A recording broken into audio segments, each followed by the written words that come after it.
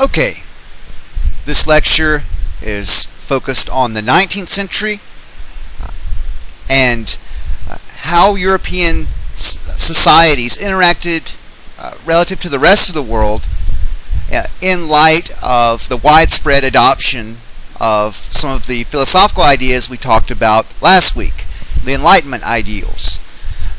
European states began to struggle with these notions of life, liberty, equality, brotherhood, etc. Just where these principles should, just who should benefit from these principles, who shouldn't benefit from these principles, how to work all of that out. In addition to these political changes, European states also struggled with tremendously changing economic conditions. One of the most explosive periods of economic growth in human history, the Industrial Revolution, if not the most explosive period of economic growth in human history. And in addition to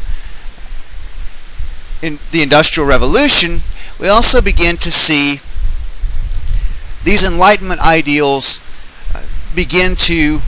contradictions regarding these ideals begin to surface in many Western societies, and that plays a role in the abolition of mass slavery in North and South America. So for this week, we're going to talk about European imperialism, establishment of European empires in Africa and Asia. We're going to talk about the Industrial Revolution, the transition from an agricultural society to one based on machine manufacture in factories, and finally the abolition of mass slavery. So we've got three major themes we're going to talk about, and we're going to go very fast. So remember, if you can always go back earlier in the video. So I will try to be as brief as possible, and you can always skip back if you need to.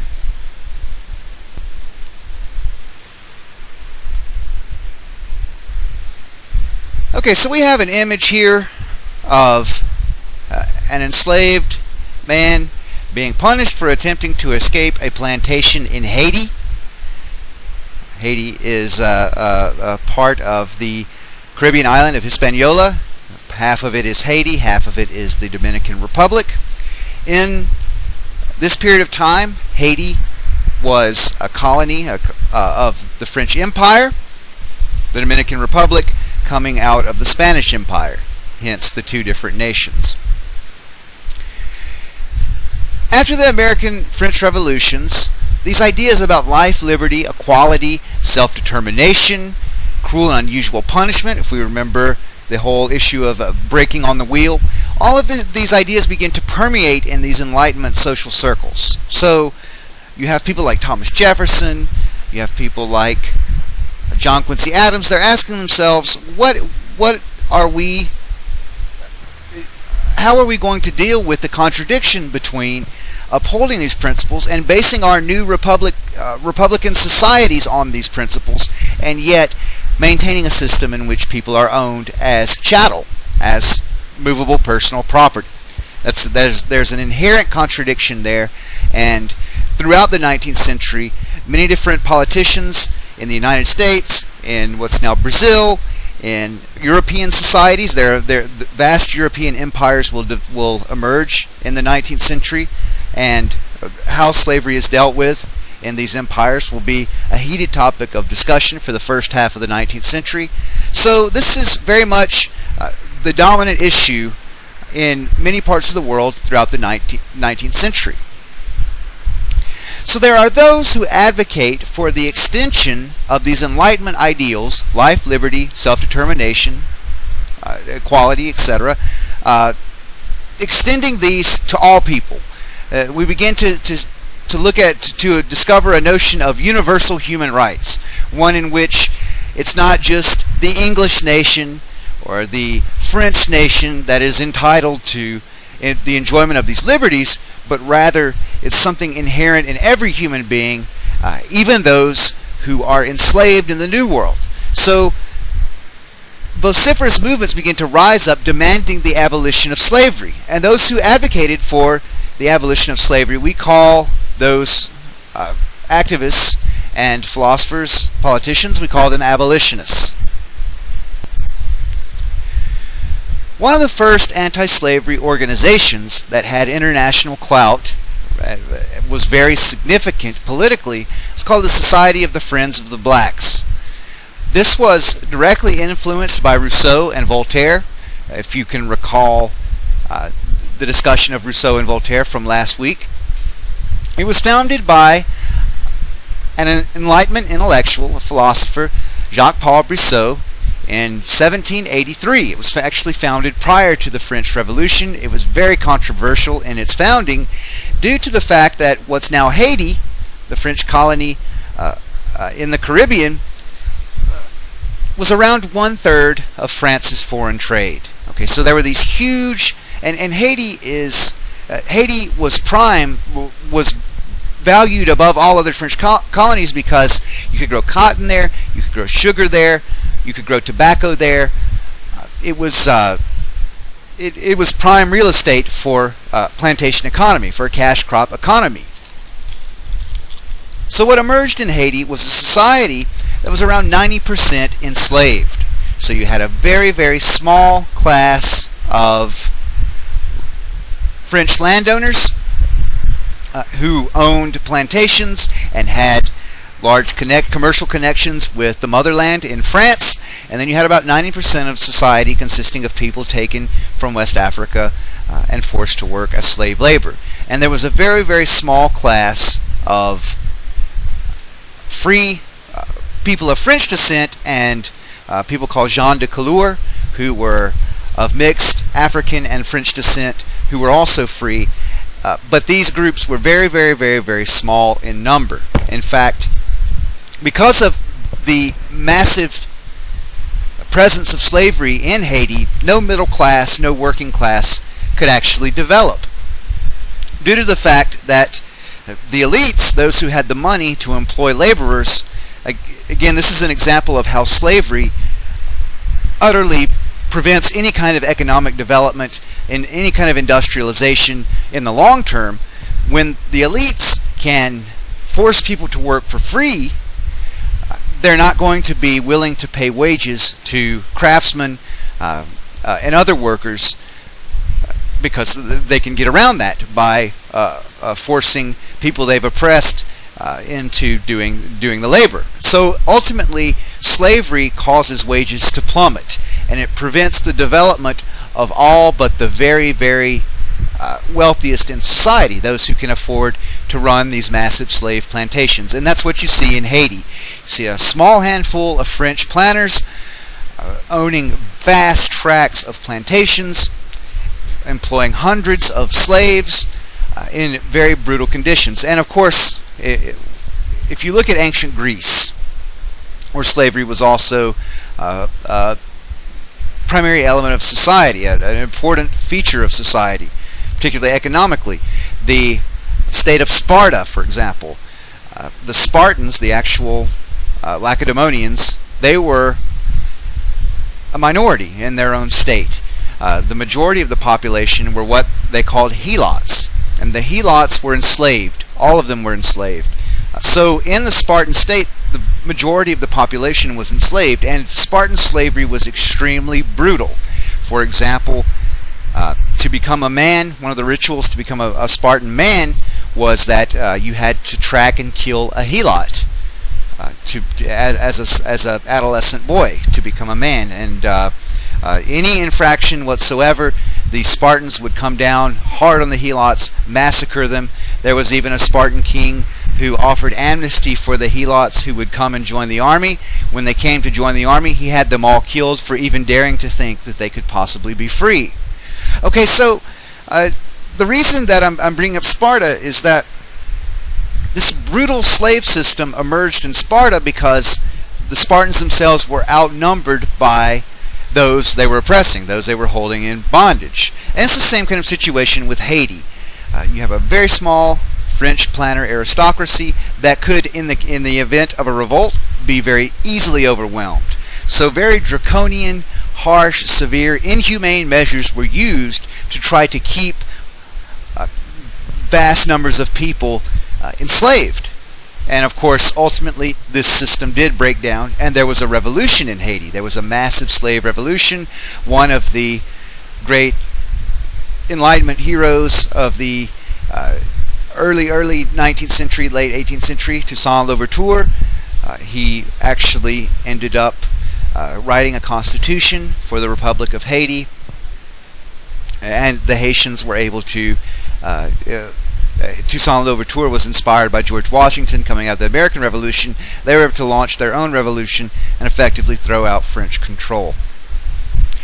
So many people oppose this society created by Jacques-Paul Brissot.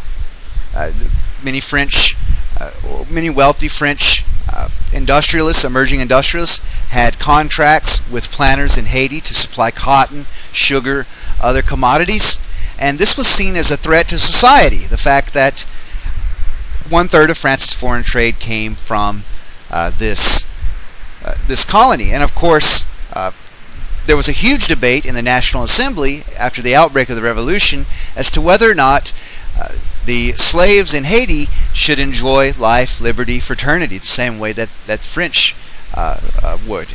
And of course, for Jacques-Paul Rousseau and the other abolitionists, the answer to that question was yes. And you can see in this picture here, there is Brissot in the garb of a revolutionary soldier, standing with a slave in Haiti, holding the Declaration of the Rights of Man, and you can see the Masonic pyramid symbol above his head. This is an image of abolition.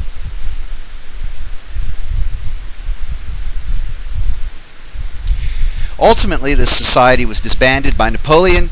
One of the compromises that Napoleon made to obtain power, Napoleon was very shrewd.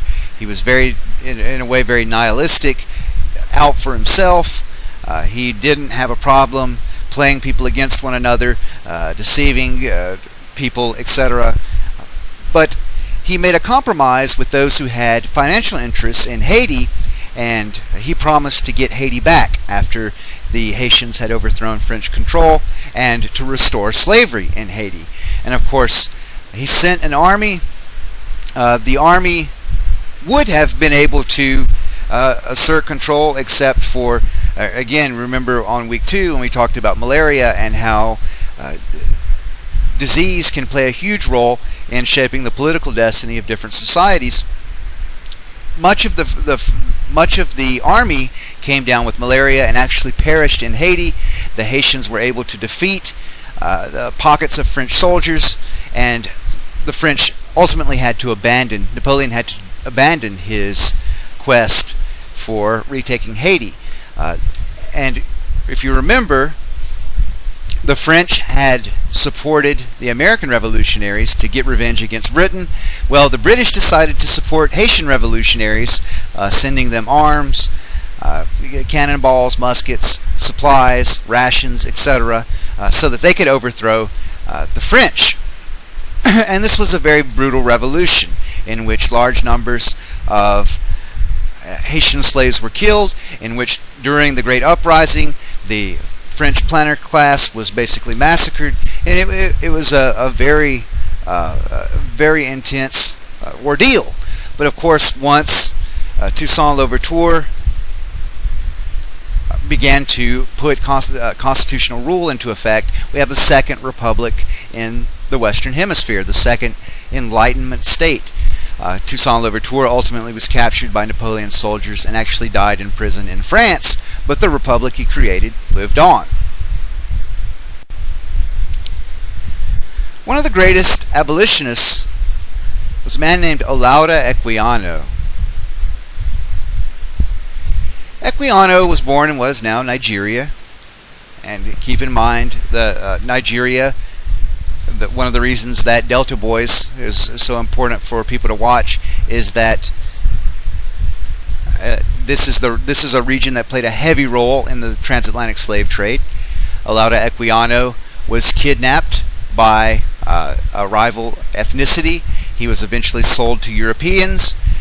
He was taken to Barbados, then to Virginia. He was later purchased by a commander of the British Navy. At the time, the British colony of Barbados in the Caribbean was intimately tied culturally with the southern British colonies. The British colonies, Jamaica and Barbados, had slavery. So did the Carolinas, Virginia, Georgia. Culturally, they were very similar. Families, aristocratic families, would intermarry. For example, Alexander Hamilton, the Secretary of the Treasury and one of the Founding Fathers, one of the reasons that he never was able to run for president is because he was born in Barbados, so he was ineligible.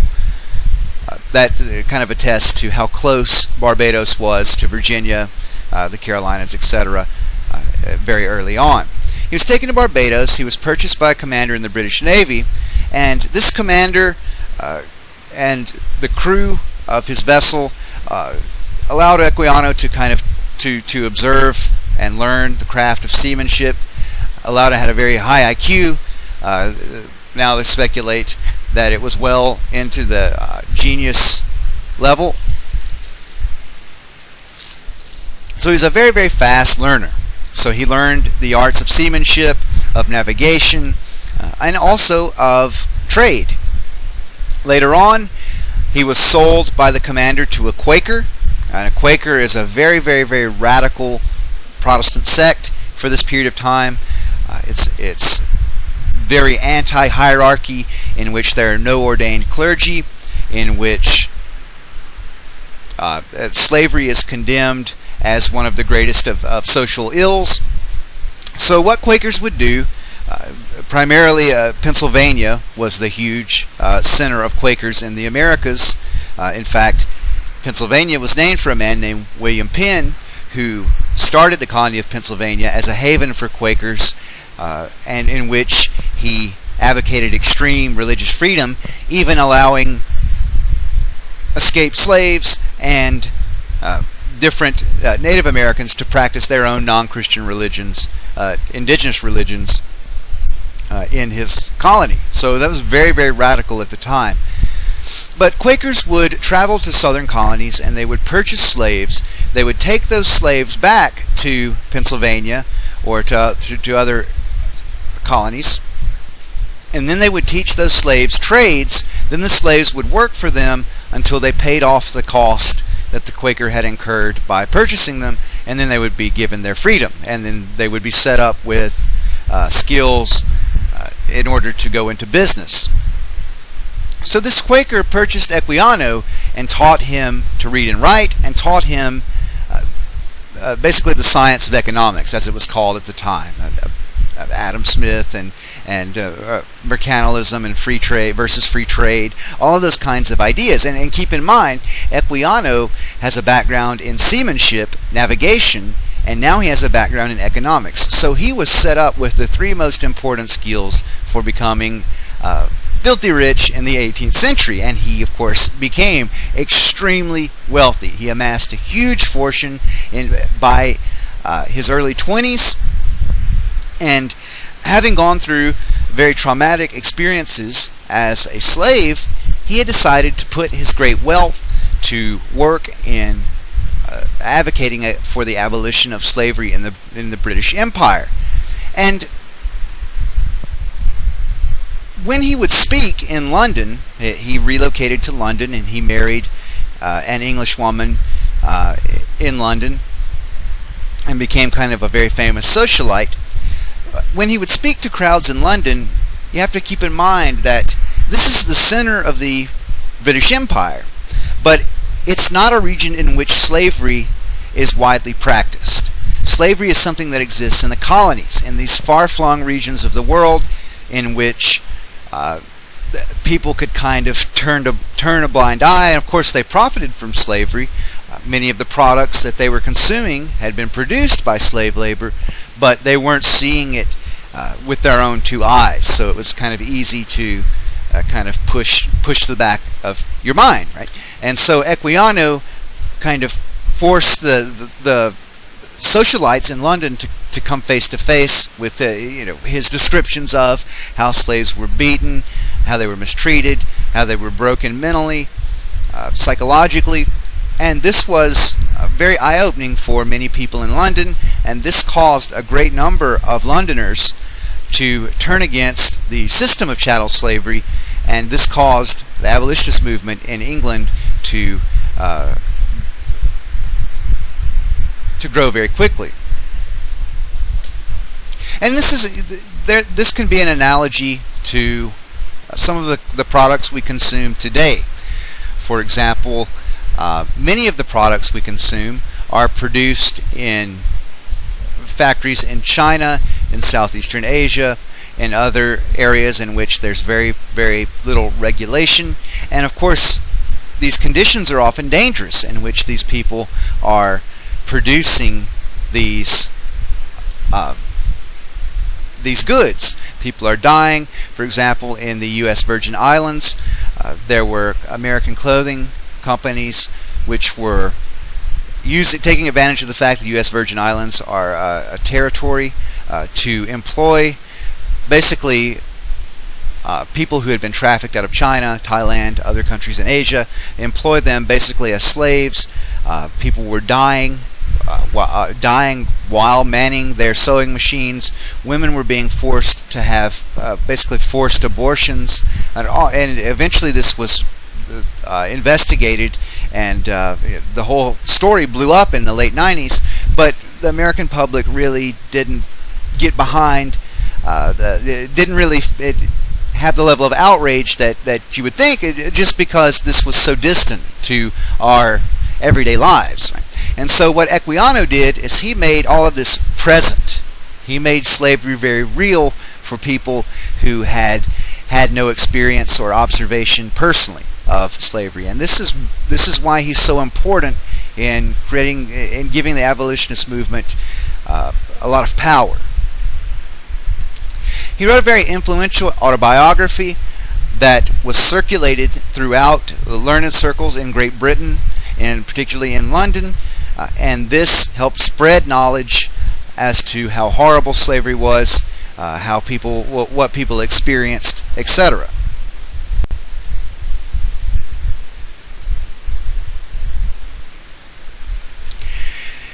We can't talk about the abolition of slavery in the United States or North America, period, or really the issue of abolition, period, without some kind of discussion on Thomas Jefferson. And Thomas Jefferson is an enigma regarding how we should place him as regards slavery. He was a slave owner. He owned several hundred slaves. He only freed 2 slaves during his entire lifetime. Of course, he had claimed that he wanted to free his slaves. He needed to work up the determination to free his slaves. And of course, later in life, the state of Virginia had actually prevented the manumission of slaves, so you couldn't legally free your slaves even if you wanted to. But he did, as president, as the 3rd president, he signed a bill banning the importation of slaves, of new slaves, into the United States. And while he only freed 2 slaves in his lifetime, as a young man, at the age of 35, when he wrote the Declaration of Independence, his rough draft contained very, very strong language condemning slavery. So I'd like to just go ahead and take a look at that.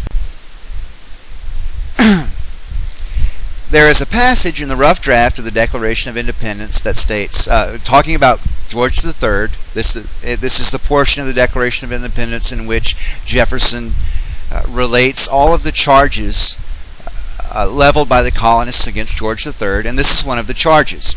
He has waged cruel war against human nature itself, violating its most sacred rights of life and liberty and the persons of a distant people who never offended him, captivating and carrying them into slavery in another hemisphere, or to incur miserable death in their transportation hither.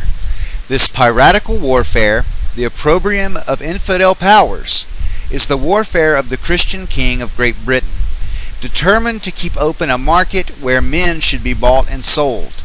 He has prostituted his negative for suppressing every legislative attempt to prohibit or to restrain this execrable commerce, determining to keep open a market where men should be bought and sold. So he's charging George III with supporting slavery, with facilitating the slave trade, the transatlantic slave trade throughout his empire.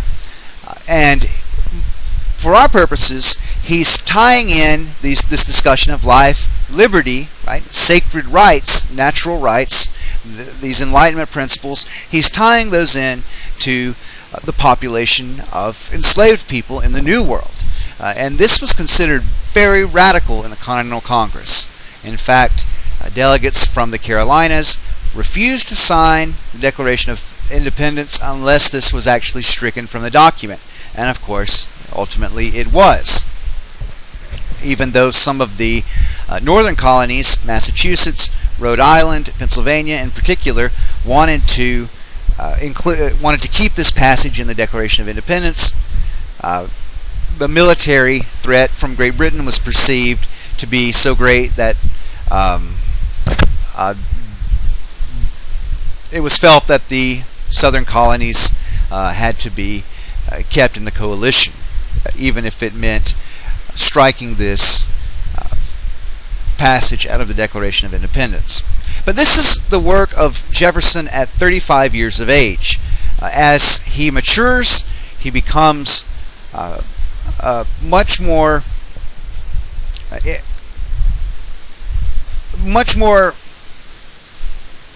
confused about slavery, about his own personal stance on slavery. This is a complete condemnation of slavery here in this rough draft of the Declaration of Independence. By the end of his life, Jefferson would wrestle with this question of slavery, and in many ways, he's kind of a microcosm of the United States as a whole.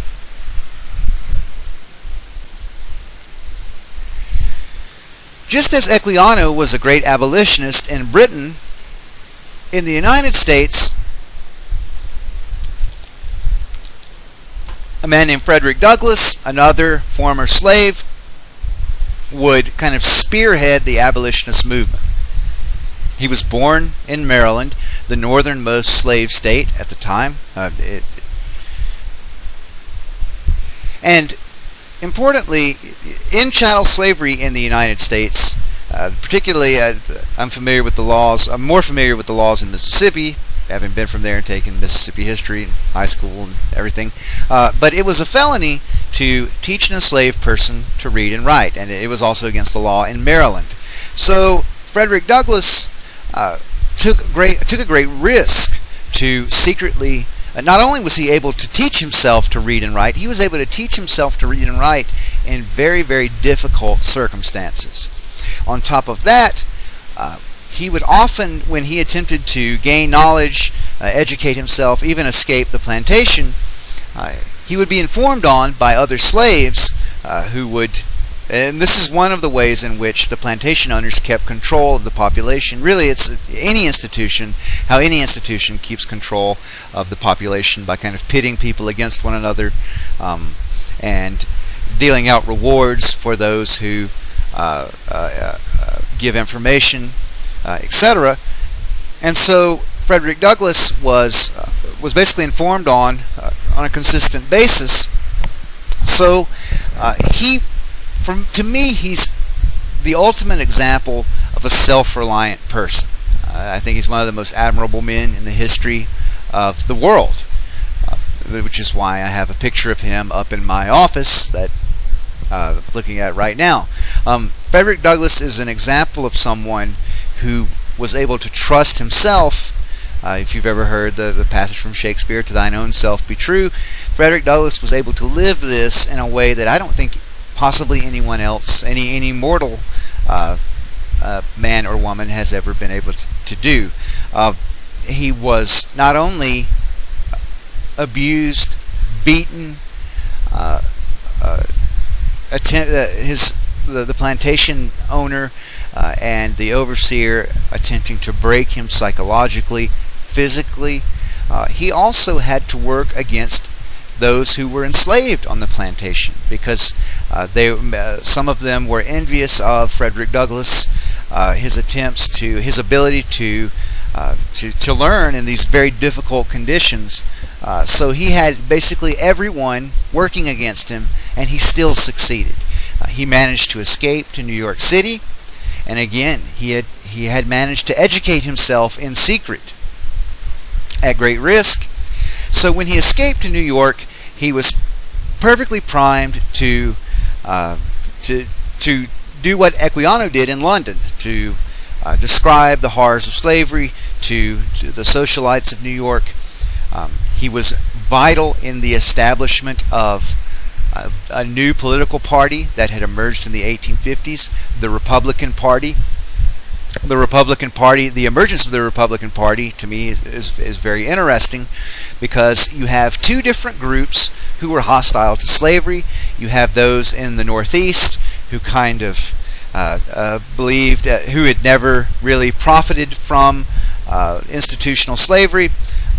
It was not legal in any of these states, and slavery was seen as an affront to the Enlightenment principles enshrined in the U.S. Declaration of Independence and Constitution.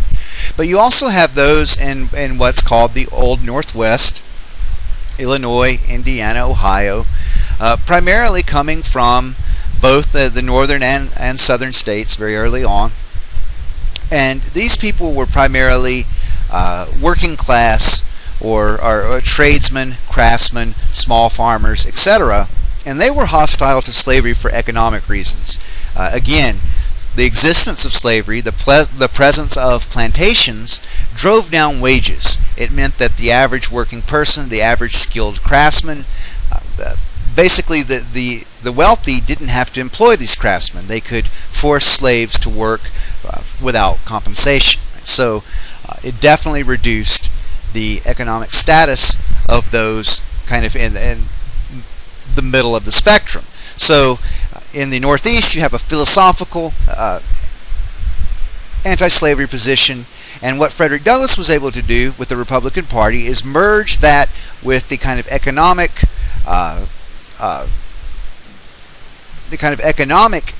resentment of slavery that was prevalent in Illinois, Indiana, Ohio, etc., that was represented by a senator from Illinois, Abraham Lincoln, who would eventually become President of the United States. So this party, the Republican Party, the primary platform of the Republican Party when it began was to prevent the admission of any more slave states to the Union. In the 1840s, the United States had won a war with Mexico. The United States had acquired about 1/3 of the territory of Mexico, a huge amount of territory: Texas, Arizona, New Mexico, Nevada, Colorado, New Mexico, and California.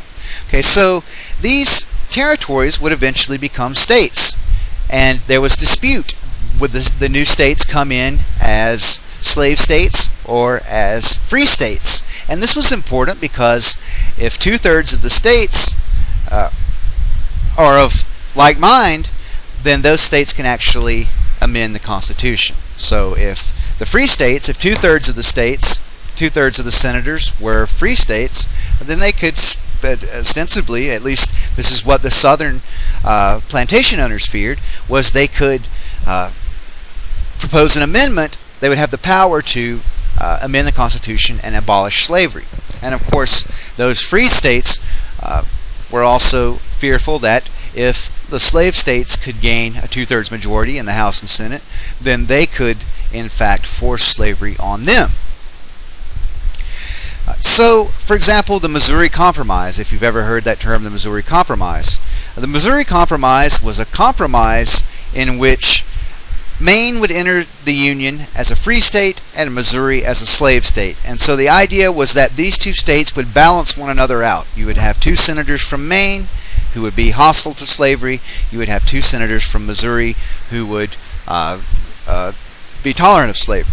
So this was the idea was to keep balance, to keep the peace. And of course, it became clear that keeping this balance was impossible. By the late 1850s, the Republican Party arguing that all these territories entering the Union as states, they should enter as free states. So basically, when Abraham Lincoln was elected in 1860, those slave owners in southern states who controlled the political systems in many of the southern states they determined that it was now or never, that they had to attempt to secede, to protect the institution of slavery. Otherwise, with the Republican victory, over time, the free states would gain 2/3 majority in the House and Senate and be able to overthrow slavery through legislative means. But this Republican Party that effectively destroyed slavery, Frederick Douglass played a very pivotal role in its foundation. So he's very important for the political history of the United States. He also championed the 14th Amendment, which in its day was very radical. Today it's very radical.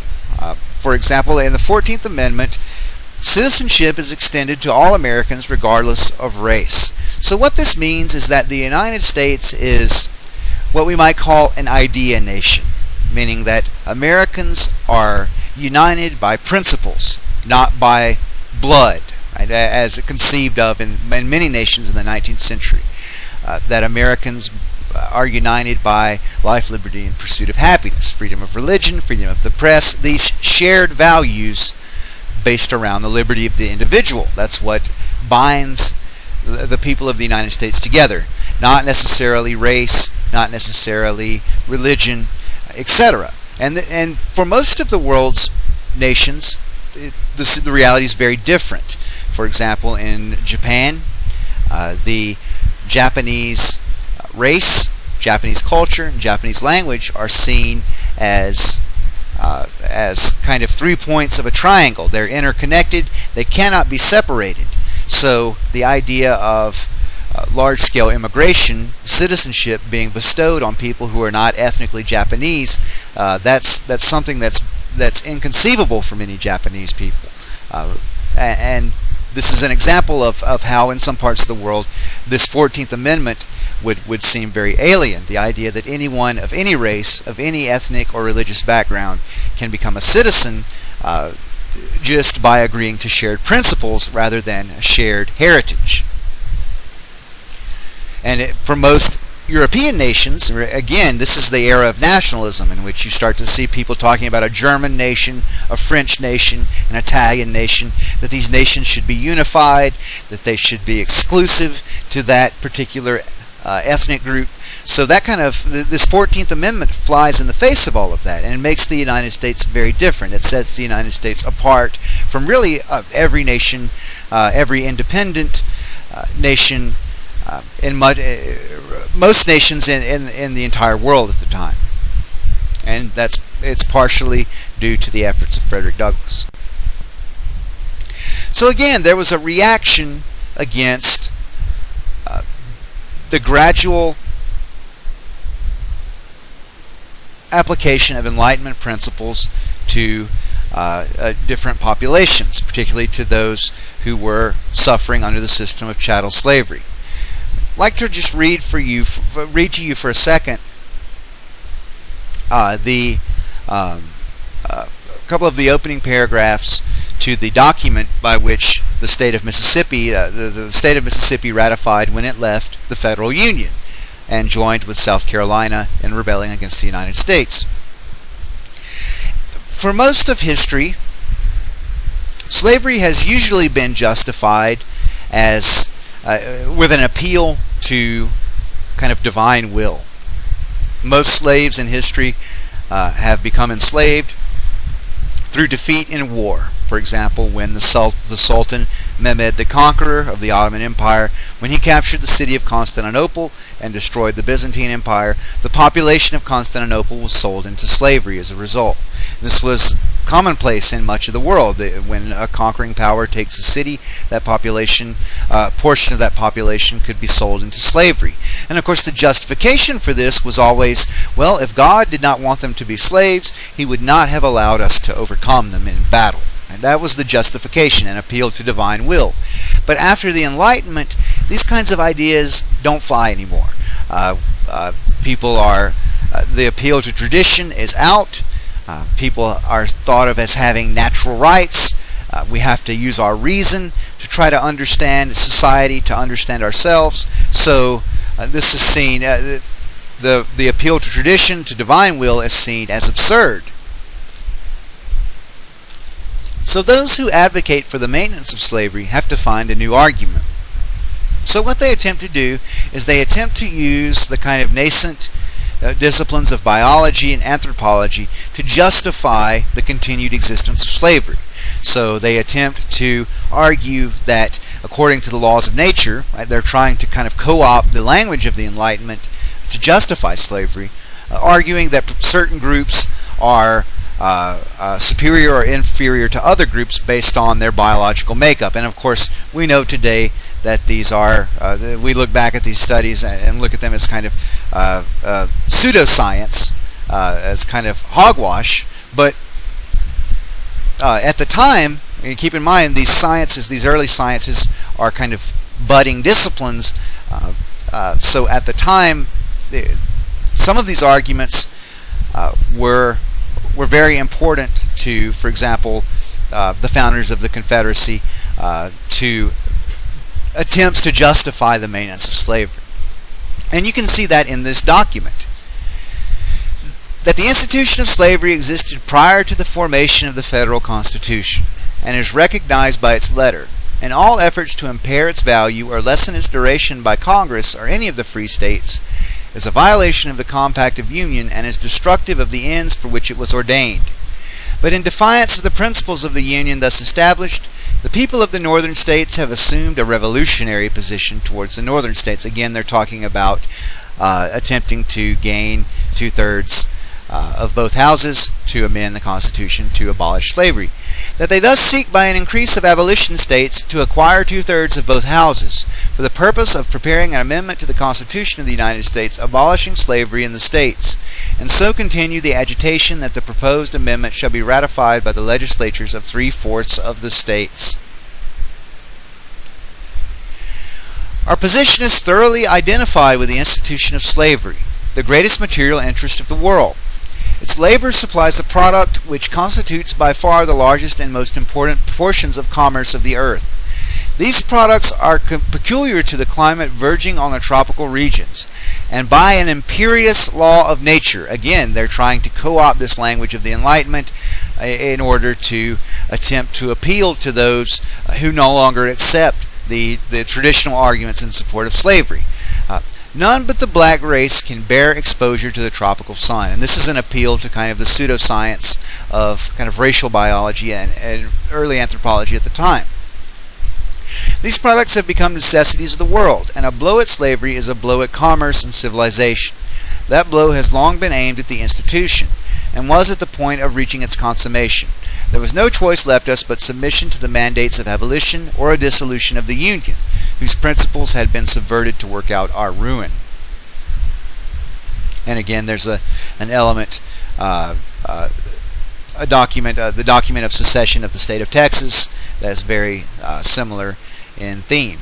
So you can go back and look at that if you so choose. Ultimately, these abolitionist movements were successful throughout the Western world. In addition to those states that had outlawed slavery from the beginning of the Federal Union, eventually the Union victory in the American Civil War, the Emancipation Proclamation, and it is popular for people to say, well, the Emancipation Proclamation actually freed no one. Well, that's technically true, but most people at the time were well aware that the abolition of slavery at that point was a foregone conclusion. That once the Union was victorious, the Republicans in Congress, the Republican President Abraham Lincoln, would have the power to destroy slavery once and for all. That was considered kind of that was common sense at the time, right? And so the Emancipation Proclamation, applying to only those areas under military control of the Confederacy, this was kind of this was a very sly kind of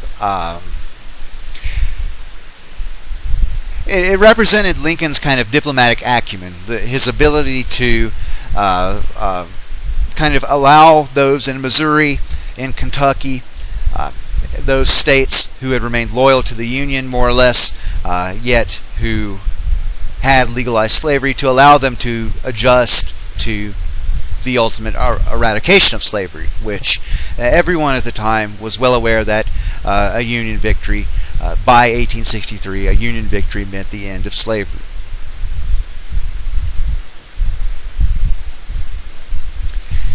So the French revolutionaries abolished slavery initially in 1794, thanks partially to the work of Jacques-Paul Rousseau and his sympathizers. Napoleon reintroduced it.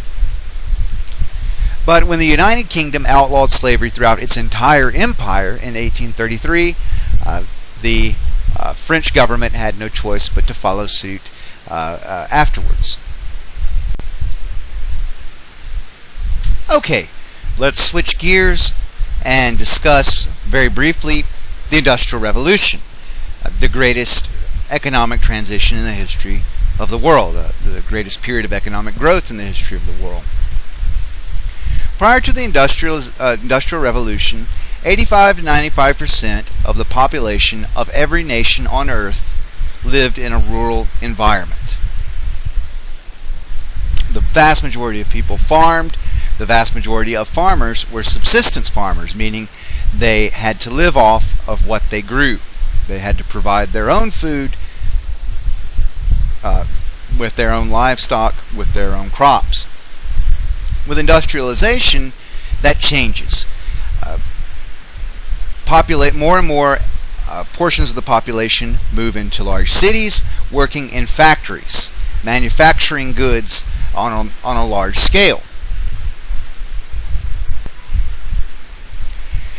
Industrialization was made possible by the development of the capability in Western societies to burn coal for fuel. Coal is the first fossil fuel used by human beings to produce kind of mass energy. Prior to coal, the primary heating source was wood or dung, methane coming out of dung, animal dung in different parts of the world where wood was lacking. And of course, wood, even though it's an effective fuel, it is nowhere near puts out the energy of coal. So coal provided human beings with a massive amount of energy, and once they could harness this energy, that then provided the impetus for the development of technologies to take advantage of this new source of energy. And of course, these European empires have, in the first wave of European imperialism in the 16th, 17th, 18th centuries, had taken huge chunks of North and South America. So you have all of these raw materials coming into European societies, and that again was an impetus, that also was an impetus towards the development of large-scale manufacture of goods.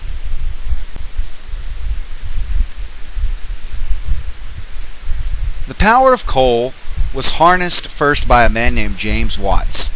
Watts had developed something called the steam engine. So how this worked is that coal was burned, the coal produced steam, the steam turned pistons that drove an engine. So the steam engine allowed this massive amount of energy produced by coal to be used to do a great amount of work.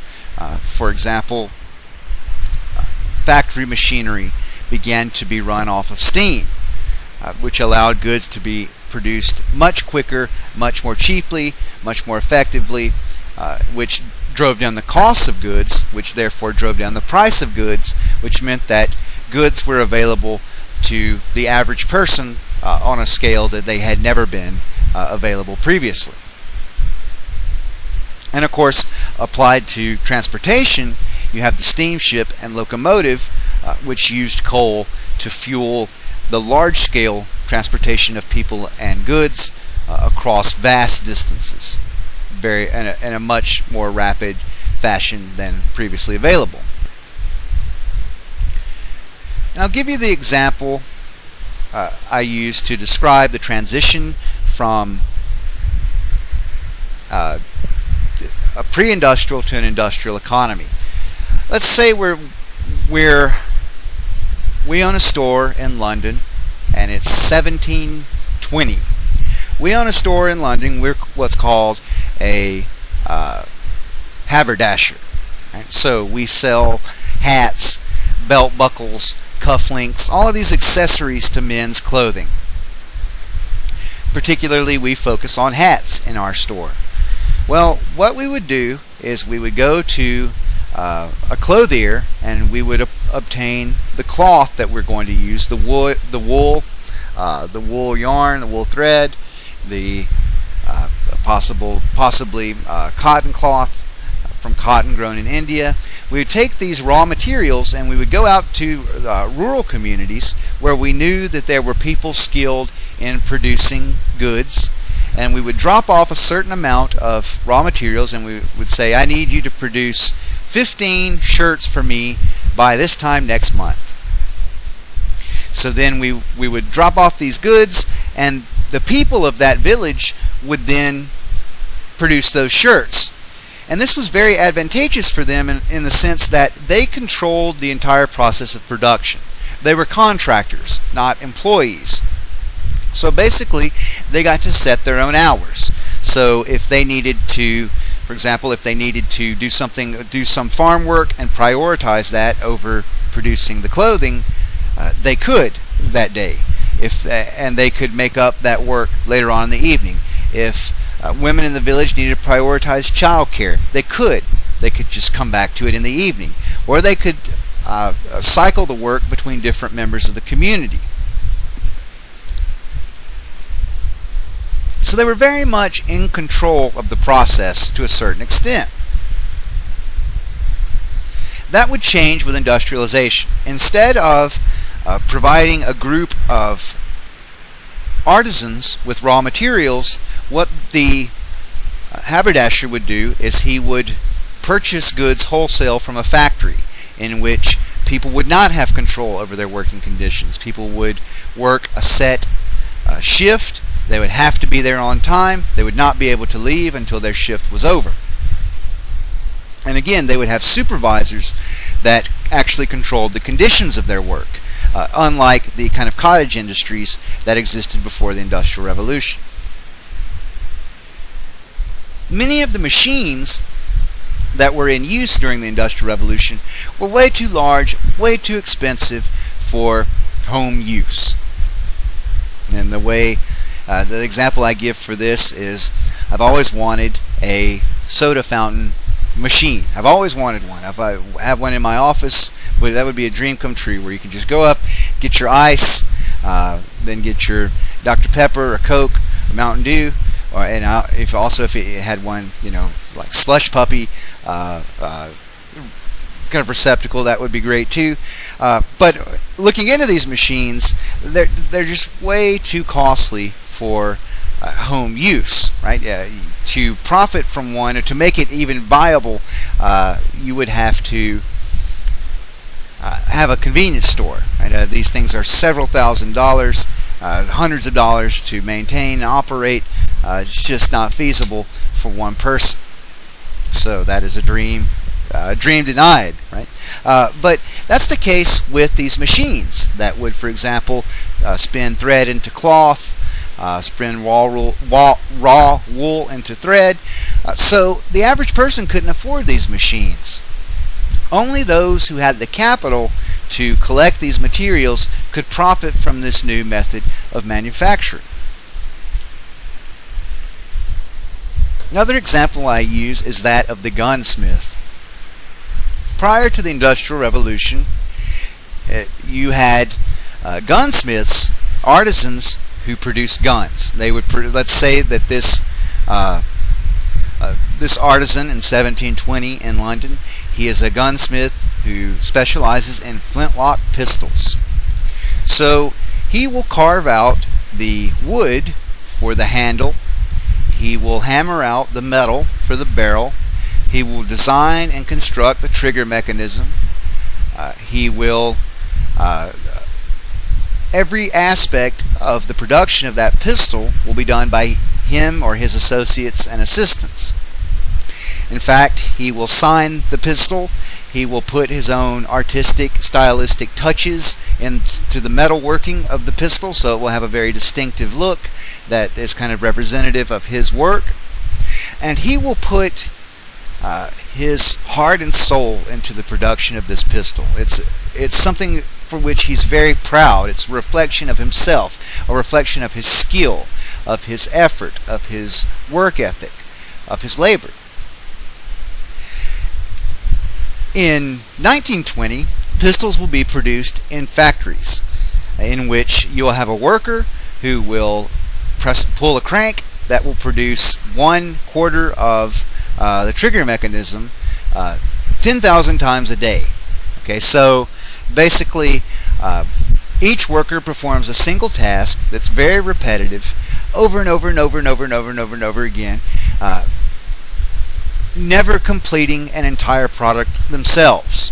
Okay, so it's easy to see how the pre-industrial gunsmith would take pride in the production of these goods compared to the industrial worker, who would only ever see one little tiny aspect of the finished product, and of course the finished product would not be a reflection really of his labor in the same way. And so what this is the term that, when the term would later be used by people like Karl Marx, and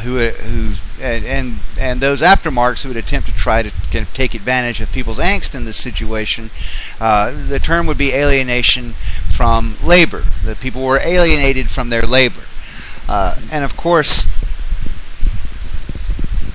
while there's certainly an aspect of that that's true, the person working in the pistol factory is definitely nowhere near as attached to the finished product as that of the gunsmith.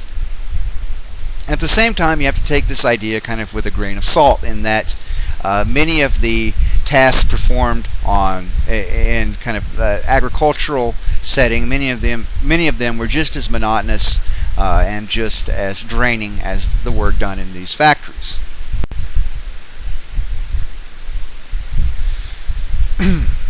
Mass production made quality goods more affordable for the average person like never before. Canned meat, tools, farming implements, furniture, clothing, any kind of product could be produced in a mass productive as a form of mass production, and driving down, and the prices of these goods would be driven down dramatically. So, and you know, you can kind of see this today. Imagine what it would be like to have a gunsmith, and they do exist. Gunsmiths, particularly in Italy, it's a big deal, who make custom pistols. You can get a custom 45 caliber pistol or custom 357 Magnum pistol. But you know, compare how much that's going to cost, where it has your name engraved on it, and in particular, when I was in the Army, there was a colonel who retired. He had a 45 pistol that some of the staff officers had pooled resources together to give to him as he was retiring, and had his name engraved on it, and the years he joined the Army and the year of his retirement. You know, this thing had to have been several $1,000s, right? And of course, you can get a 45 semi-automatic pistol for much cheaper than that in just a mass-produced form. So this is the effect of mass production versus the old way of producing goods, the pre-industrial kind of cottage industries. The goods are much cheaper to produce, therefore the price is much lower, therefore many more people have access to goods like never before.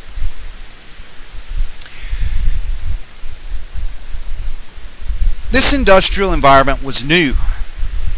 Many people had not been exposed to this kind of factory work before, simply because this kind of factory work had not existed in a large scale before. So the fact that these factories were very dangerous, that they were polluting the environment, that people were being injured, grievously injured, you know, that's something that we look at today, having benefited from 150 years of reforms regarding workplace safety, regulation, etc. But at the time, the conditions had not yet been experienced in which these reforms were necessary. What I mean is, the people had no experience with these factory environments long term. So it's not as though the factory owners were evil or insensitive when people would become injured in these factories. It would take time for society to come to terms with how dangerous some of this work could be, and the necessary reforms emerge. Also, and this was something that occupied the minds of physicians and social thinkers at the time. In the agricultural cycle, your work echoes the seasons. And if you've done any kind of farm work or been around any kind of agricultural environment, you'll know what I'm talking about. You will do your planting in the spring, and then in the summer you'll do a lot of attending to livestock, etc., building fences, other tasks. My grandfather ran a cattle farm, but he actually employed kind of traditional Native American methods for cultivating his cattle. But and then in the autumn you'll harvest crops, and then in the winter there'll be kind of a low season where you'll do kind of diverse tasks, but the work really drops off in winter. And human life engaging in these kind of agricultural pursuits mirrors the natural environment.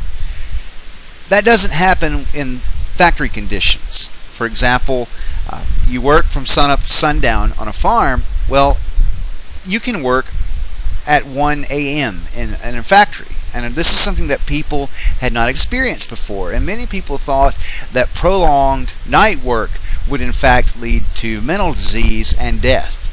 And over time, people began to understand more and more about working at night, that it wasn't quite as dangerous as people had initially thought, that people would kind of turn into stark raving lunatics from working night after night after night.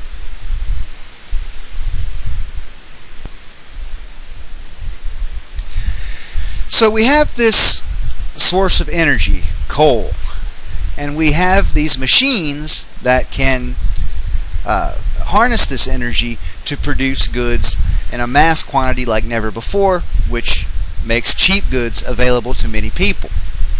Well, it was only a matter of time before individuals would come along and streamline this process. One of the most important industrialists, streamliners of this process, was Eli Whitney. Eli Whitney developed something called interchangeable parts. And what interchangeable parts means is that the different component parts of products, of devices, were standardized. So if one part broke, you could just reach into a box of parts, pull out a new part, and fasten it to the device. In other words, let's talk about pistols. So the hammer on the pistol is the same size for the same model pistol. It's the same width, it's the same length, it's made of the same material. So if the hammer on the pistol breaks, you can go get another hammer and attach it to the pistol. Whereas previously, if one part broke, under the gunsmith model, the entire weapon would be most likely need serious repair if repair was even possible, due to the fact that parts could not be easily substituted because every part was custom. Eli Whitney also developed a machine called the cotton gin. The cotton gin removed seeds from cotton. And of course, if you know anything about cotton, being from Mississippi, cotton fields are a common sight there. The cotton plant actually can cut your hands while you pick it, but removing the seeds is a very tedious process. In fact, this process was so tedious that it limited the profitability of cotton in the first part of the 19th century. So much so that in Mississippi, Alabama, Georgia, Arkansas, Texas, not Texas, excuse me, but what would become Tennessee, Arkansas. Many people thought that slavery would die a natural death because cotton was the primary plantation crop, cash crop, that would benefit from slave labor in these states. But it was not very profitable because it was so labor intensive to remove the seeds from the cotton plant that it just wasn't worth the cost. The profits weren't great enough to justify the cost. Well, when Eli Whitney invented the cotton gin, this machine that could more effectively remove the seeds from the cotton, this caused the profitability of cotton to skyrocket. So this in turn caused cotton production to skyrocket, and slavery, which had gradually began to diminish in Mississippi, Alabama, Tennessee, the trend reversed, and slavery began to become the percentage of the population that was enslaved began to grow exponentially. So this device, the cotton gin, actually had far-reaching ramifications economically and even politically for American history.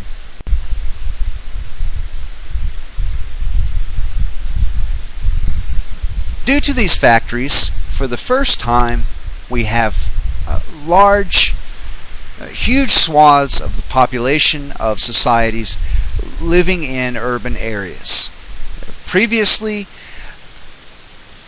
urban settings primarily for people who were much better off than the vast majority of peasants in society. The vast majority of the poor lived in rural areas, kind of eking out a living through subsistence agriculture. And you can see this in some developing countries in the world today, such as, for example, Myanmar, where the vast majority of poor people live on farms where they attempt to grow rice to feed themselves with livestock, etc. And the people who live in urban environments tend to be much better off. Well, this is the reverse of that trend, where you have large numbers of poor people pouring into cities to get jobs in these factories. And this is an unprecedented period of economic growth. Forced unemployment, virtually unknown. If you wanted a job, the demand for labor was massive. Labor has never been more in demand than in this period of time in which these factories are springing up throughout Britain, France, the United States, etc.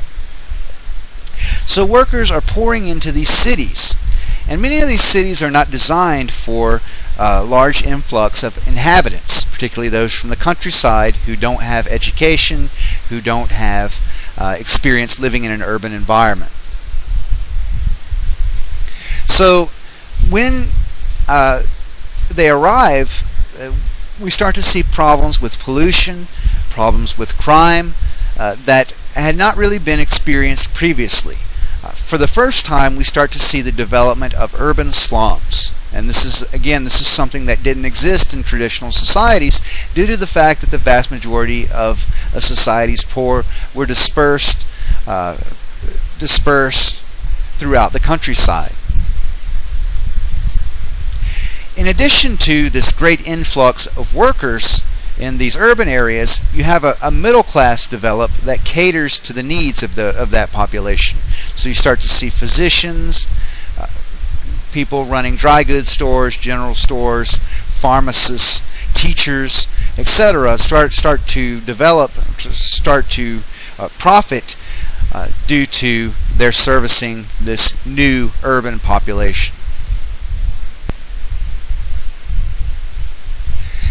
Okay, the third and final element of aspect of 19th century history we're going to discuss tonight is the establishment of European empires primarily in Africa and Asia. And we call this the second wave of European imperialism. The first wave being concerned with North and South America, the second wave with the Old World, Africa and Asia. These societies in Europe and North America are industrializing at a very rapid pace. There's unprecedented economic growth, and the growth of these societies creates a huge demand for raw materials. To make goods, you have to have raw materials to make those goods out of. So cotton, rubber, iron, coal, etc. had to be acquired in massive quantities to promote economic growth. Many of these resources existed in abundance in areas outside of the Western world, particularly in Africa, Central and Southern Africa being the most mineral-rich area on Earth. So these Western societies are becoming more economically prosperous. And as they're becoming more economically prosperous, they're becoming more scientifically advanced and more militarily powerful. And these powerful societies would have the ability to carve up large swaths of the Earth's, the continents of the Earth. When we talk about imperialism, we define the term as the creation and or maintenance of an unequal economic, cultural, and territorial relationship, usually between states and often in the form of an empire, based on domination and subordination.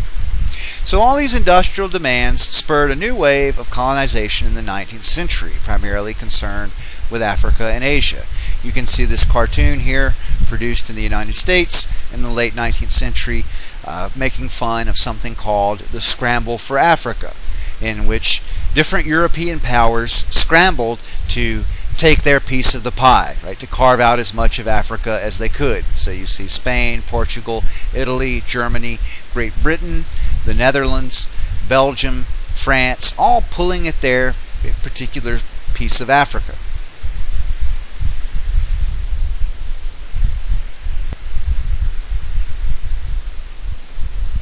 And in addition to being a causal force behind imperialism, the Industrial Revolution also enabled it. The Industrial Revolution enabled the mass production of weapons, of rifles, the development of the rifled musket, grooves inside the barrel, allowed the round to spin with a greater velocity, which made the round more accurate and more lethal. And eventually we see that rifled barrels applied to artillery, becoming even more deadly.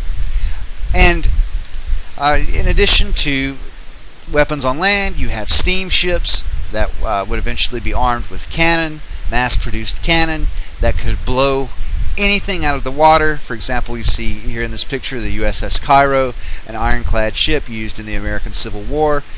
There were two ironclad ships, the Monitor and the Merrimac, who dueled in the American Civil War off the coast of Virginia. It was a very, very famous encounter. And technological advances also emerged from industrialization. Again, there is a huge demand for technological innovation. So these Western societies are developing new types of firearms, artillery. They're able to move soldiers and supplies around with locomotives, with steamships. Western navies are unprecedented in terms of their power relative to non-Western navies. So Western powers enjoy these overwhelming military advantages over non-Western societies, and that will play a role in the development of these huge European empires. We're going to look at an example of European imperialism in Asia and then one in Africa.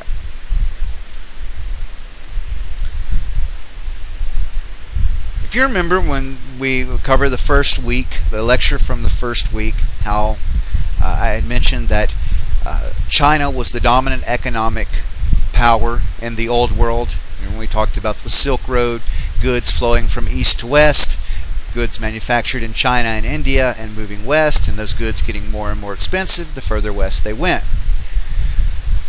Well, even though industrialization had occurred and countries like Britain and France had amassed huge overseas empires, they still had a large trade imbalance with China.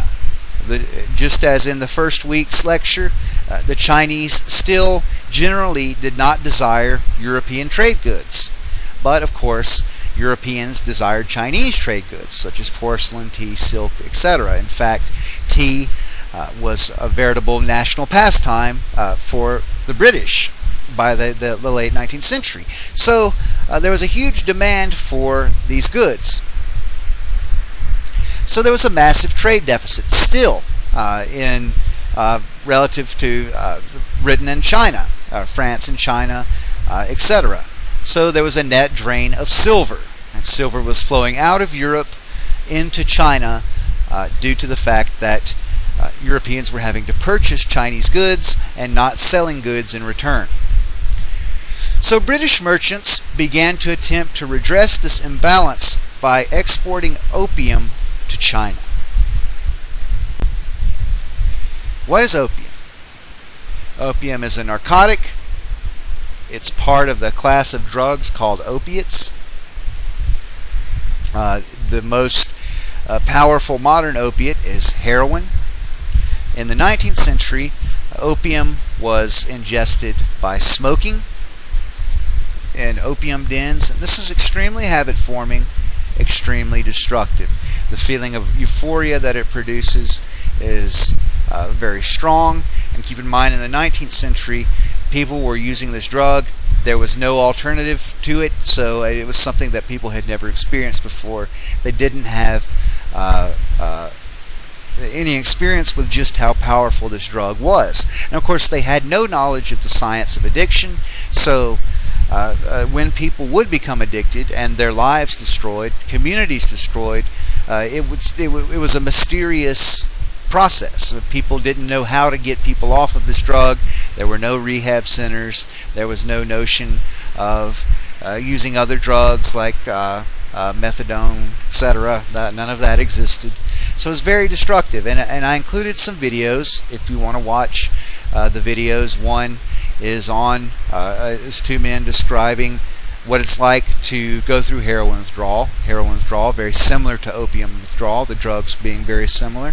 Heroin being stronger than opium, but not by so much that what is said about heroin withdrawal wouldn't apply to opium withdrawal. There's also a video of an opium den in Thailand, the government of Thailand in the 20th century trying to wean people off of opium. And there are two more videos. One is from a movie, a biography of Charlie Parker, the mid-20th century bebop saxophonist, a very important musician in the history of jazz music, very popular musician, a great musician, great artist, but also, like many bebop artists, addicted to heroin.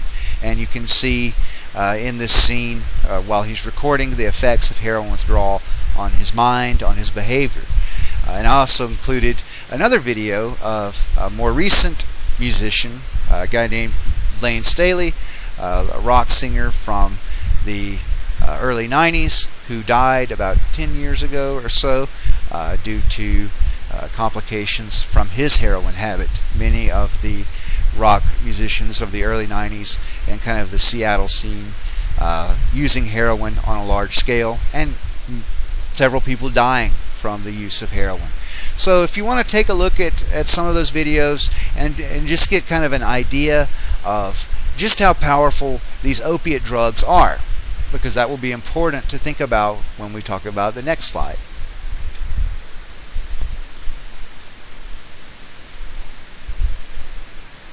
So British merchants were importing opium into China.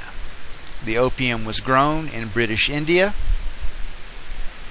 and in fact the economic footprint of the British Empire is still felt in some parts, some regions of South Asia, in particular in Afghanistan. In fact, I included a video about U.S. farmers attempting to help the Afghan population transition from growing opium to other crops.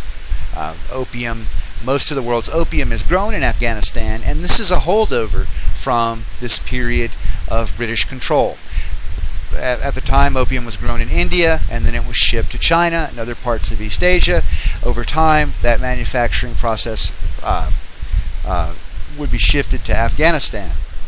And of course, as American taxpayers, we're paying for the cleanup for this today. Right? So this has an effect financially on us.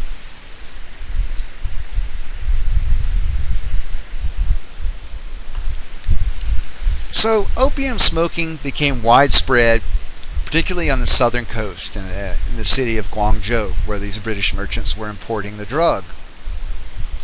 And this population had no defenses whatsoever against this drug. People would try it one time, and of course it would be euphoria like never ever experienced before, and it was very easy to get people hooked, and the government began to take notice. This is a society, again, where filial piety is very important. People were leaving their elderly parents to starve to death. Children were suddenly abandoned by by roadsides. Problems that didn't exist in a large scale prior to this introduction of this drug.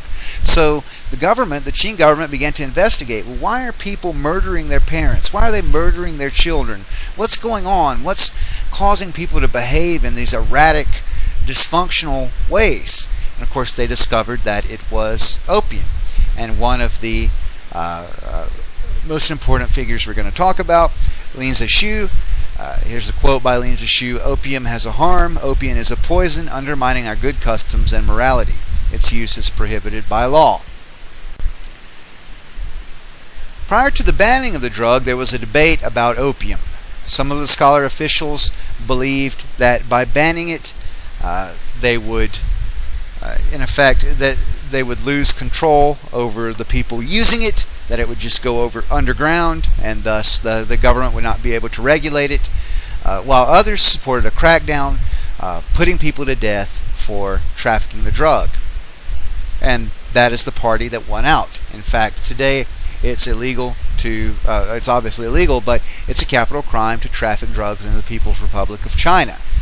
In fact, there is an article that I may send you a link to, which consists of pictures, very disturbing pictures of in a way, of Chinese female inmates sentenced to death for trafficking drugs the day prior to their executions.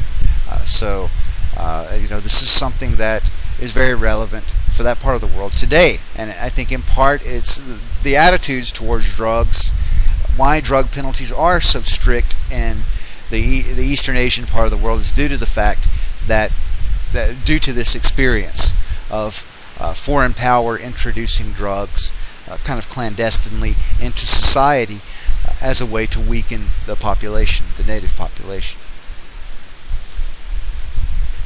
In 1838, the Qing government instituted the death penalty for opium trafficking.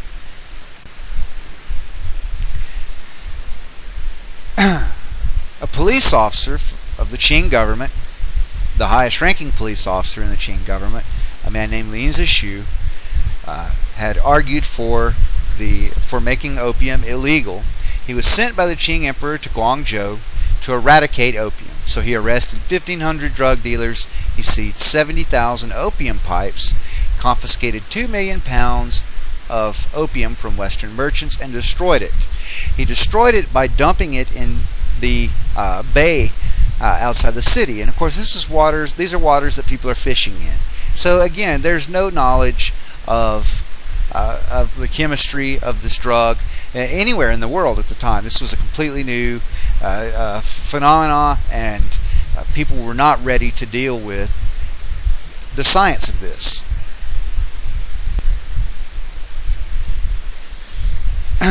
Layne Zexu followed up his confiscation of the drugs by seizing opium in British ships off the coast. He wrote a memorial to Queen Victoria, stating, "All those people in China who sell opium or smoke opium should receive the death penalty. Suppose there were people from another country who carried opium for sale to England and seduced your people into buying and smoking it. Certainly your honorable ruler would deeply hate it and be bitterly aroused. We have heard heretofore that your honorable ruler is kind and benevolent. Naturally, you would not wish to give unto others what you yourself do not want." That's a direct quote of Confucius. "After this limit of time, if there are still those who bring opium to China, then they will have plainly committed a willful violation and shall at once be executed, according to law, with absolutely no clemency or pardon." So Layne Zexu is telling Queen Victoria, if these British merchants continue to smuggle opium into the country, that if they get caught, they will be executed by the Qing government. There is debate in the House of Commons as to how to deal with this. Some of the British politicians are angry that the Qing government under Layne Zexu, that he seized British goods, that he held British merchants as criminals. He briefly took them into custody. So this was seen as an affront, and the British government actually declared war over this. And this is one of the wars of the 19th century, one of the more shameful conflicts from the standpoint of most historians. So war broke out between the British Empire and the Qing Empire. The conflict militarily was completely one-sided. British ships were able to blockade the coast of China. British gunboats, made from iron and steel, equipped with modern cannon, basically sunk almost every ship deployed against them. You can see here the Nemesis, which is a steam-powered iron ship. You can see that it has sails. It's kind of a transitional ship. It had sails that could be useful on kind of the open seas, and it had a steam stack, so that smokestack, so that it could reach battle speed by using coal and steam. So these ships could outmaneuver enemy ships. They could blow enemy ships out of the water. The British landed a very small expeditionary force that was armed with muskets and cannon, and even though the Chinese armies arrayed against them outnumbered them by an obscene degree, the British were still able to defeat these very large Chinese armies with their technological advantage, with their industrialized weaponry. So they were able to seize the city of Canton, or Guangzhou, the prosperous coastal city in which those merchants had been introducing opium to the Chinese population. The Qing government in 1842 had no choice but to ask for peace. Its navy had been entirely destroyed, and the Qing were not able to dislodge British forces from the city of Guangzhou. The resulting treaty is called the Treaty of Nanking, and this was a treaty, a controversial treaty. It's still a hated treaty in China today. In fact, this is called, the collective term is guoqi, which is like national humiliations. This is one of the national humiliations of Chinese history. This is the beginning of a very painful century by which China is humiliated by foreign powers, in which the Chinese people suffer, in which the Chinese state struggles to adapt to changing circumstances.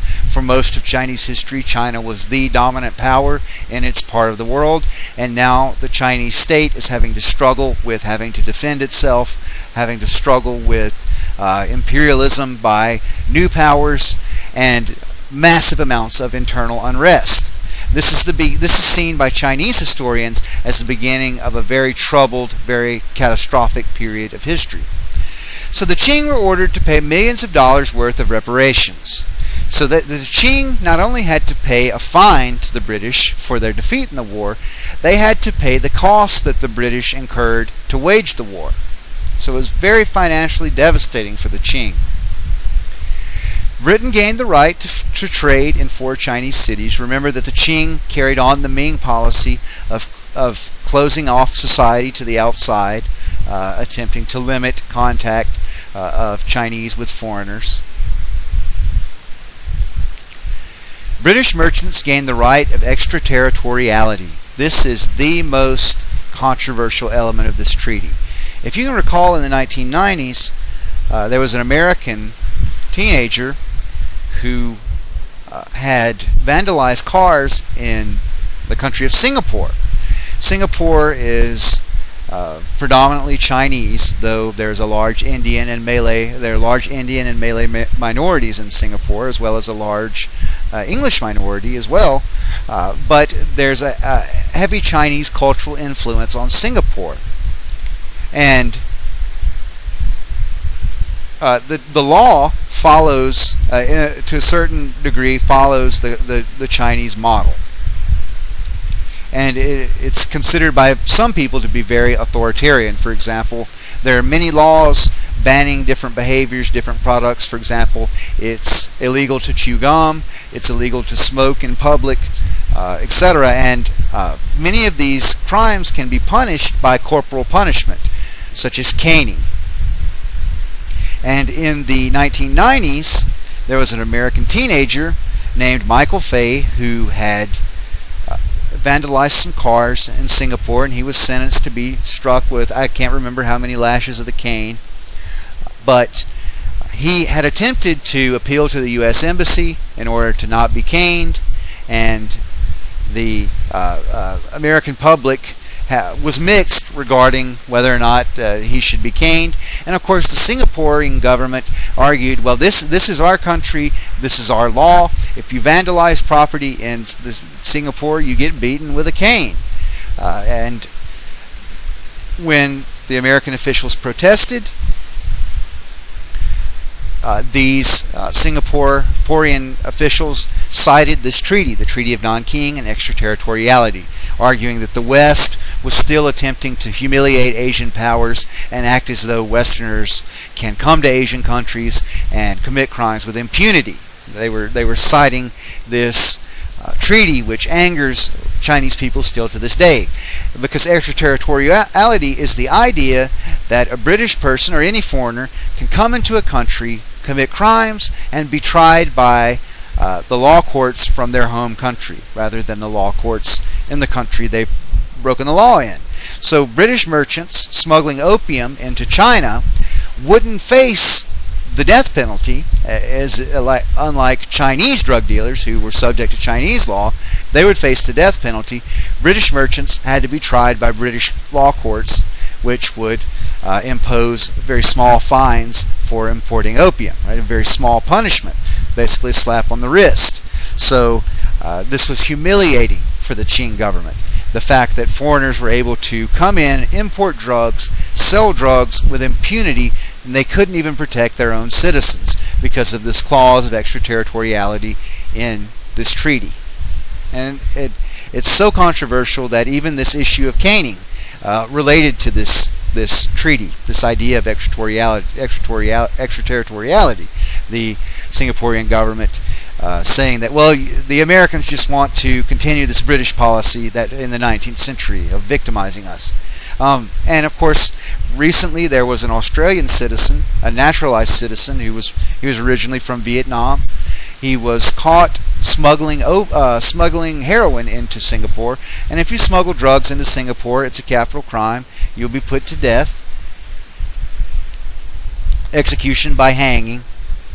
And the Australian government began to appeal to the Singaporean government to release its citizen, to not execute him at least. And of course they continued with the execution. The Australians arguing that he had been forced by organized crime to actually carry these drugs into Singapore or face the deaths of his family, the murders of his members of his family. But in any case, again, this idea of extraterritoriality, this was brought up by the Singaporean government to try to tell the Australians to kind of butt out, mind their own business, to kind of link the Australian attempts to interfere with their law to this hated treaty. Right? But that's just to show you kind of the relevance of this idea, this treaty, in modern societies. The British were also ceded the island of Hong Kong. Hong Kong became a British colony, and it developed for the next 150 years as a British colony, and it developed into kind of a center for commerce in East Asia. In fact, Hong Kong is kind of a very developed part of the world. It's very financially prosperous. The people in Hong Kong are used to kind of democratic institutions, of elections, of kind of participatory government. So when Great Britain, the terms of the treaty, the treaty was that the British would rule Hong Kong for a 99-year period. When that 99-year period was up, they had renewed it until I think it's 1997, in which Hong Kong was returned to China, to the People's Republic of China. And currently in Hong Kong, there's what's called one country, two systems, by which Hong Kong is part of China, but it retains its own local form of government, different from that of the mainland. Well, there are problems in that many Hong Kongers are angry that there's been a huge influx of mainlanders into Hong Kong, particularly women coming into Hong Kong to give birth so that their children will be citizens of Hong Kong, so that then they can take advantage of the superior healthcare systems in Hong Kong, of the superior welfare state, and this is straining the resources, the resources in Hong Kong, and it's something that's angering a lot of native Hong Kongers. So there's conflict between mainlanders and Hong Kongers. The Hong Kongers citing that the mainlanders are generally, many of them are country people who are uneducated, who are peasants, who misbehave in public, who are rude, who are vulgar, who act uncivilized. And then of course the mainlanders will cite the Hong Kongers, think that they're better than the mainlanders, that the Hong Kongers are kind of traitors, that they are kind of slaves to their British masters, that they're traitors for not wanting to be fully part of mainland China. And I included a video on this in the video list, and if you wouldn't mind, taking a look at that and seeing how this conflict between Hong Kongers and mainland Chinese, how it's played out today, it owes its origins to this treaty.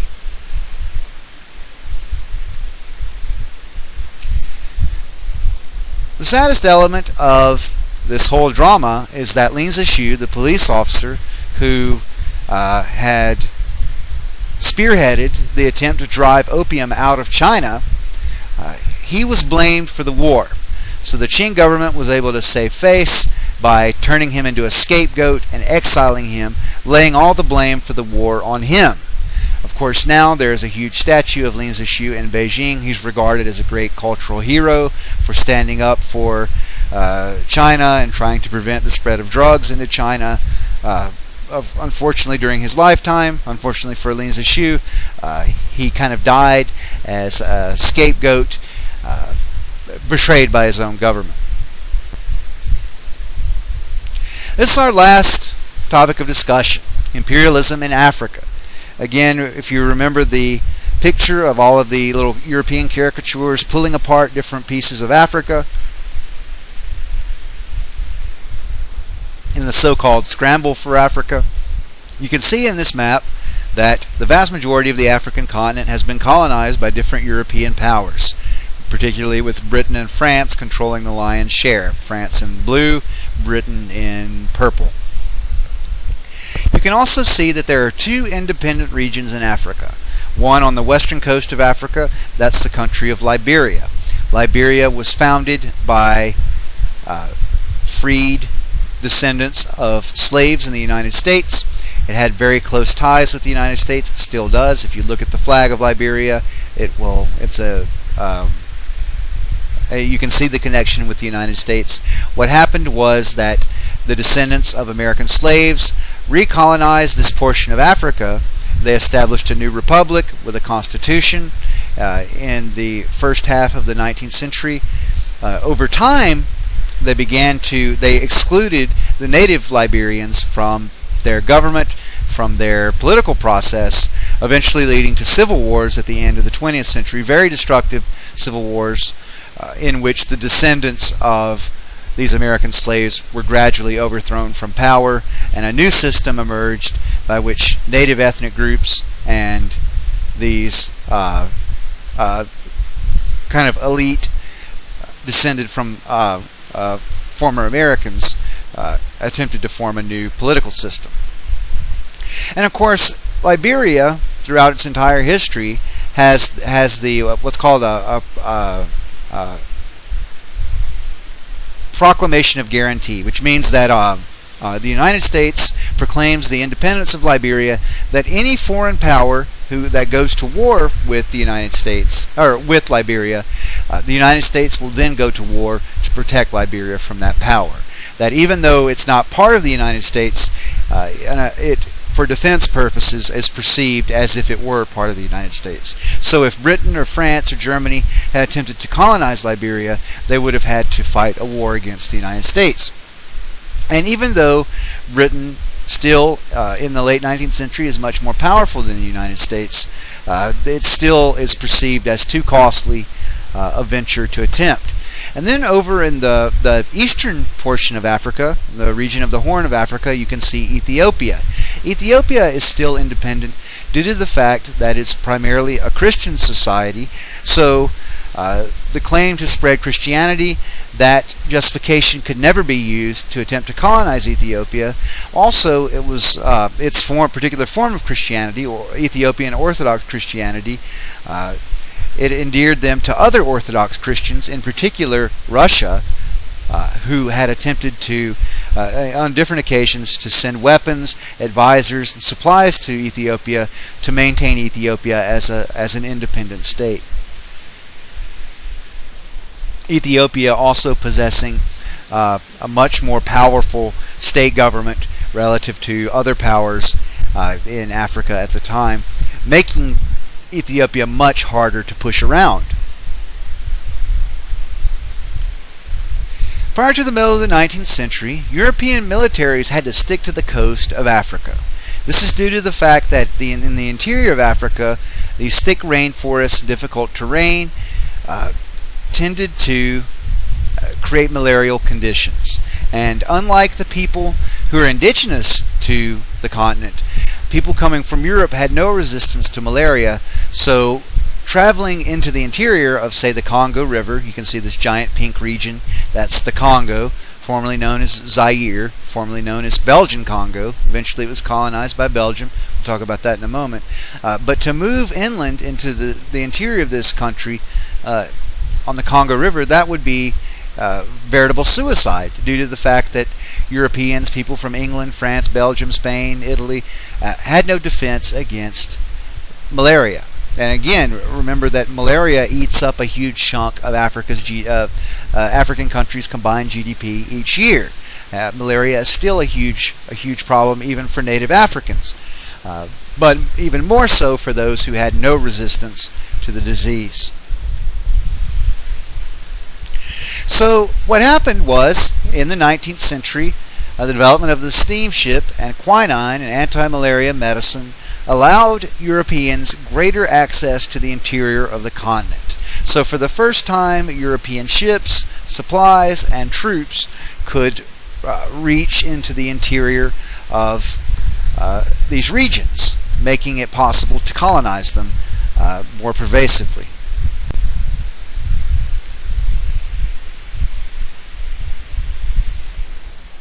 This is very important, I think, for our society today. In the 19th century, the vast majority of people in Britain, France, Germany, Italy didn't feel as though they had vested interests in becoming involved in the political systems in parts of Africa and Asia. It was on the other side of the world. It bore very little relevance from their perspective to their day-to-day lives. Not only that, it sucked up resources that they would otherwise have access to. For example, the middle class in most societies, particularly industrialized societies, in these societies certainly, paid the lion's share of the tax burden. That tax was then used to fund the armies and navies to colonize these regions. But unlike the wealthy, the middle class didn't have the capital to invest in these conquered regions and derive profit from it. So, for example, you take Afghanistan. There are American contractors making money off of the occupation of Afghanistan, and I don't want to demonize them. That this is something that always exists, that every country, it exists in every society that occupies another society. But as a middle class person, I don't have the capital to invest in these ventures, even though I help pay my share of the taxes for these to fund these conflicts. So this is how many people felt. The vast majority of people felt in the 19th century, that it was none of their business to leave these societies alone, to let them develop on their own. That it was not in anyone's vested interest to pursue this empire, these empires in Britain and France. Well, propaganda and kind of shaming was used to justify this, and we call it this propaganda. We can kind of summarize the sentiment as the quote-unquote white man's burden. So this idea of the white man's burden is the title of a poem written by a man named Rudyard Kipling, a British writer. He had grown up in India, which was a colony of the British Empire, the son of a British governor in India. He wrote the book, The Jungle Book, and if you've ever heard of Rikki Tikki Tavi the Mongoose, he wrote that. And in this poem, he characterized non-Europeans as half devil, half child, meaning that some of their customs were evil and had to be destroyed, and some of their customs they just didn't know any better. They had no guidance. So in this idea, and even though this was written in 1899, this summarizes sentiment that had been active in European political circles for decades. This is how the majority was cowed into accepting these conditions. If you wanted to say, well, it's none of our business, we don't need to spend these resources, we're not going to profit from it, why should we support it? As a working class or middle class person, all that this building this empire is going to mean for us is that we're going to be killed, seeing as how it's we who make up the rank and file of the Army and Navy. That would be met with this idea of the white man's burden, that these societies were non-civilized, that they were in danger, and thus Europeans had not just a justification, but a duty to establish these empires.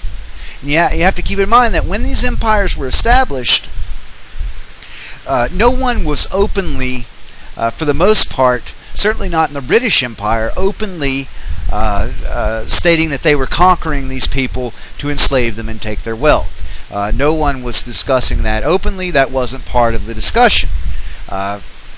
There were some people who certainly had selfish aims in taking over these regions, but they dressed it up in this kind of propaganda. And of course, like all propaganda, there were true believers who actually believed that these people needed Westerners to come in and teach them how to live, to teach them how to engage in political life, to teach them how to farm, to change their way of life, to change their thinking, to educate them, and to turn them into Westerners, right? To adopt Western values. So this is how this was not only justified, but this was pushed on the populations of Britain and France. Right? If you say, I don't want any part of this, well, you're a horrible person because you don't want to spend the resources and sacrifice to help these people. You're kind of heartless. You're allowing these people to live in darkness. They're uncivilized. They need us. They need us to go and save them. And you have a negative appraisal of that idea. So you're heartless and immoral. And that's something that has continued. I remember in the 1990s, there were emails circulating around, political emails talking about the plight of women in Afghanistan, demanding that the United States intervene militarily to stop this mistreatment. And regardless of how you feel about the war or foreign policy, I think it's notable that one of the individuals who had advocated for this in 1999, she had advocated for the United States to send in troops when the United States did send in troops after 9/11, she was opposed to the United States military then, and actually attempted to defame and slander the American military forces during the occupation, which I thought was just insane. But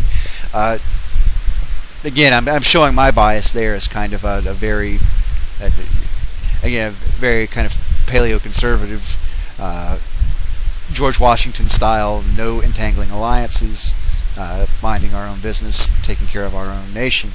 But that aside, everybody has their biases. I want you to look at it from different points of view. There were people who certainly did go to these regions, and they did do good. They taught people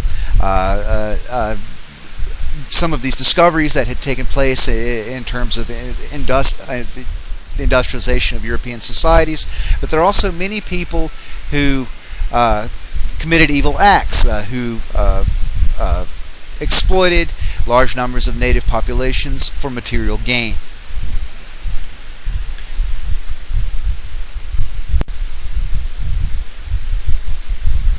One argument was that by colonizing Africa, Europeans could then send Christian missionaries into the interior of the continent.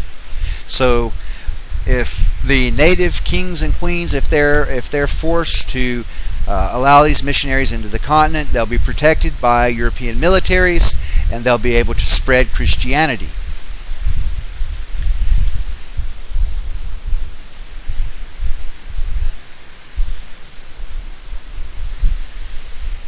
And to kind of make this propaganda, or to make this perspective, I should say, not all of it was just kind of baseless propaganda, but much of it was.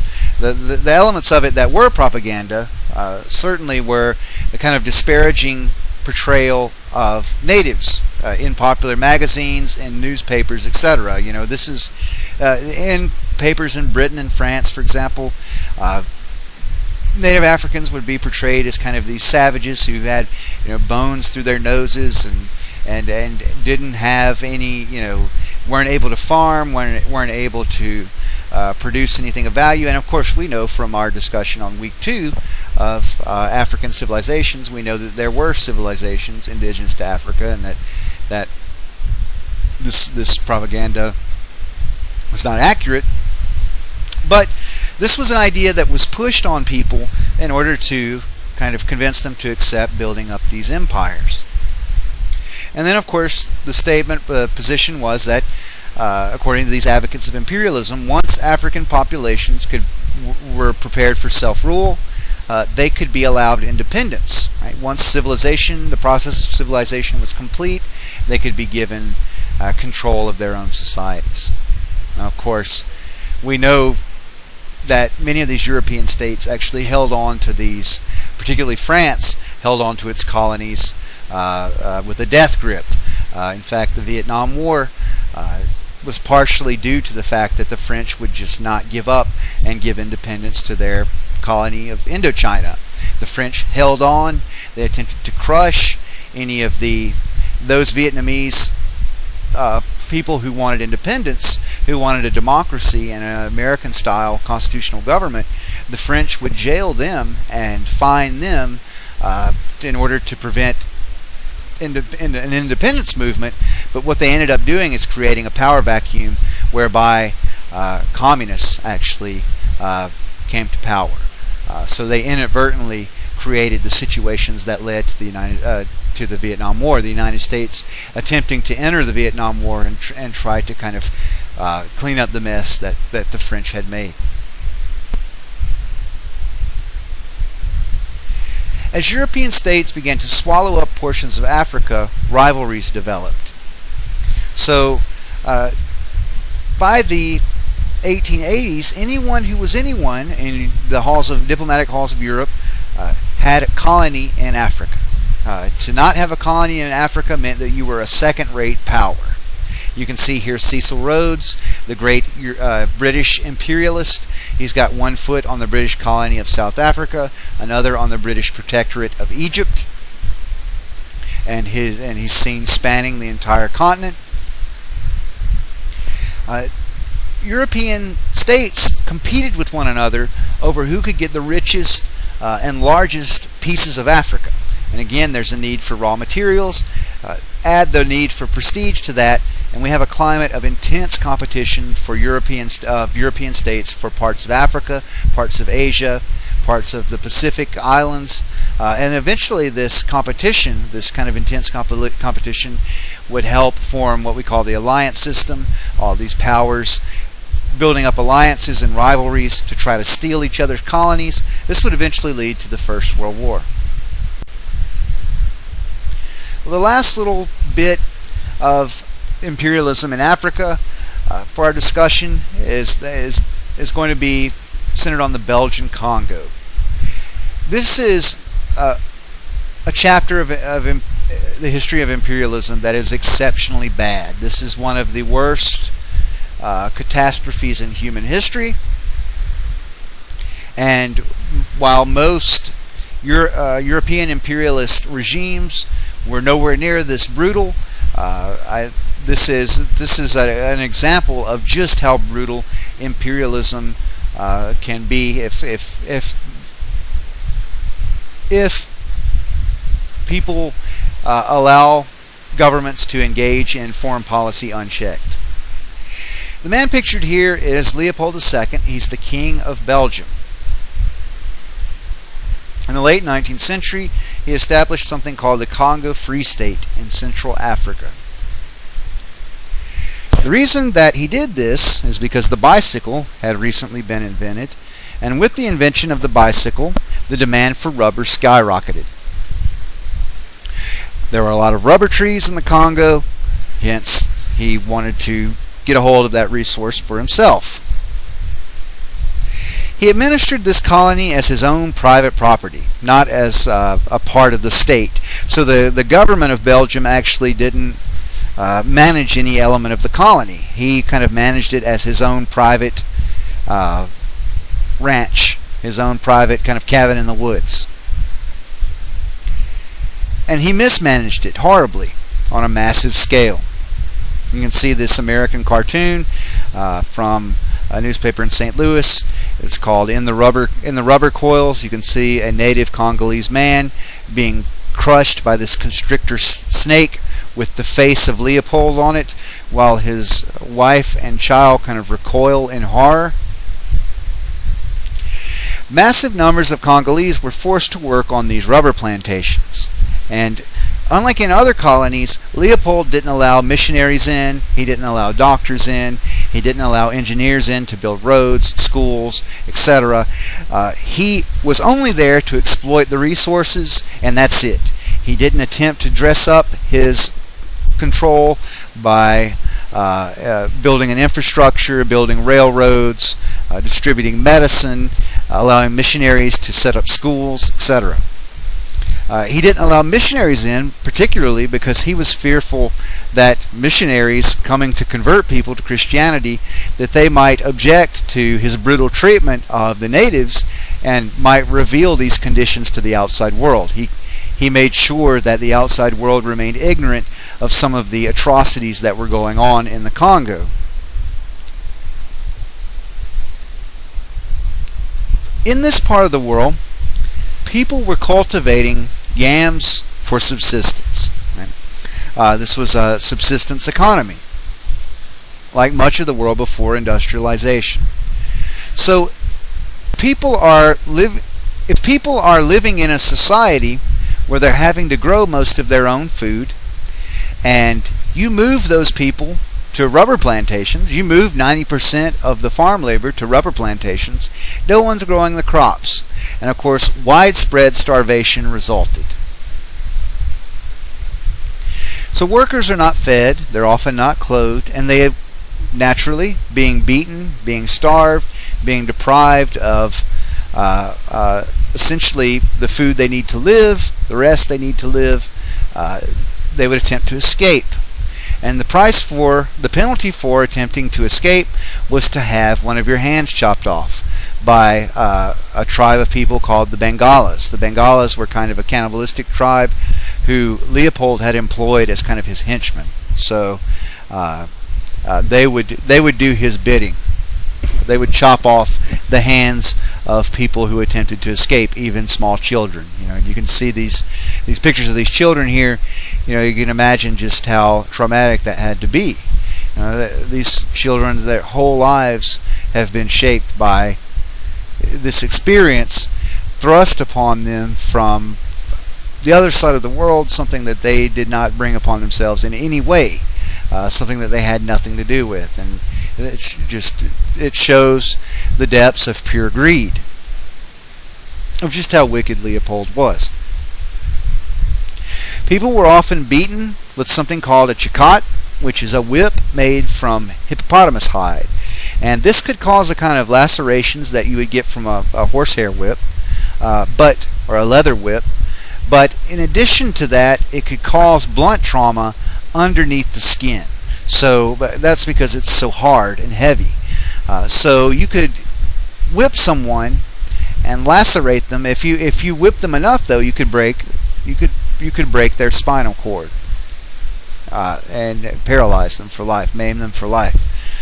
So if you get a chance, you might want to look up this chikot, and you can find an image on Google. Just type in that word, and you can get a sense of just how brutal this weapon was. It's been estimated that around 10 million people died under these conditions. For reference, 12 million people died in the Holocaust in the Second World War in Europe. 6 million Jews, 6 million Jehovah's Witnesses, dissident Roman Catholic priests, communists, etc., others in the concentration camps. So this number approaches the 12 million. And another reference is we're looking at I think it's 12 million who were taken across the Atlantic for the entire Middle Passage, or is it 16 million? So this number is approaching these great catastrophes in world history. So it's strange to me that no one knows about this. It's not part of the discussion of history of genocide, of atrocities. I don't know why that is particularly the case, but that's something that we should think about. 10 million people, that's a huge number. This is one of the worst atrocities in history. So it's something that we should think about. Layne Zhishu followed up his confiscation of the drugs by seizing opium in British ships off the coast. He wrote a memorial to Queen Victoria, stating, "All those people in China who sell opium or smoke opium should receive the death penalty. Suppose there were people from another country who carried opium for sale to England and seduced your people into buying and smoking it. Certainly your honorable ruler would deeply hate it and be bitterly aroused. We have heard heretofore that your honorable ruler is kind and benevolent. Naturally, you would not wish to give unto others what you yourself do not want." That's a direct quote of Confucius. "After this limit of time, if there are still those who bring opium to China, then they will have plainly committed a willful violation and shall at once be executed, according to law, with absolutely no clemency or pardon." So Layne Zhishu is telling Queen Victoria, if these British merchants continue to smuggle opium into the country, that if they get caught, they will be executed by the Qing government. There is debate in the House of Commons as to how. And in addition to being a causal force behind imperialism, the Industrial Revolution also enabled it. The Industrial Revolution enabled the mass production of weapons, of rifles, the development of the rifled musket, grooves inside the barrel, allowed the round to spin with a greater velocity, which made the round more accurate and more lethal. And eventually we see that rifled barrels applied to artillery, becoming even more deadly. And in addition to weapons on land, you have steamships that would eventually be armed with cannon, mass-produced cannon that could blow anything out of the water. For example, you see here in this picture the USS Cairo, an ironclad ship used in the American Civil War. There were two ironclad ships, the Monitor and the Merrimac, who dueled in the American Civil War off the coast of Virginia. It was a very, very famous encounter. And technological advances also emerged from industrialization. Again, there is a huge demand for technological innovation. So these Western societies are developing new types of firearms, artillery. They're able to move soldiers and supplies around with locomotives, with steamships. Western navies are unprecedented in terms of their power relative to non-Western navies. So Western powers enjoy these overwhelming military. And in closing, just to apply this to the modern era, to give you kind of an analogy, Leopold wanted the Congo because he wanted rubber. But rubber was plentiful in the Congo, and he wanted to make money off of it. Well, there is a resource in the Congo that we use that's very, very plentiful, that companies in the United States and Europe have wanted to make money off of. That resource is called coltan. Coltan is a mineral that's used in computers and cell phones. Okay? It's used to make microchips. And Congo the Congo is the most resource-rich country for coltan and other minerals of its type in the world. And of course, the Congo has had a very troubled history. We've just learned about probably the darkest chapter in the Congo's history. Well, there's not a very stable government in the Congo. Once the Belgians had to give control of the Congo up, the political system began to decay very rapidly. And because there isn't a strong government there, you have all of these different rebel coalitions, rebel groups attempting to take control of different natural resources. Well, in the late 1980s, as cell phones began to develop in the United States and Western Europe, Canada and Australia, Japan, the demand for coltan skyrocketed. And it's the same thing as when the bicycle was invented in the late 19th century and the demand for rubber skyrocketed. The demand for this mineral skyrocketed because of cell phone use, and that the cell phone development of the cell phone continuing throughout the 1990s, to the point that by 1998 large numbers of rebel groups were in control of these coltan mines, in which they were working prisoners of war, thousands of captured people who had been enslaved, working them to death to mine this mineral in these coltan mines, so that they could then sell this mineral in the black market to companies like Nokia and Samsung, so that they could then obtain weapons and further their military goals. And this led to what we call the Second Congo War. It's also known as the African World War. This is the most destructive war since World War II, and it was fought primarily from 1998 to 2003. And you can see on this map all of the different participants, all of the different nations who had a hand in the fighting. And this war was particularly heinous in that many different rebel groups in the Congo would employ child soldiers to fight their battles.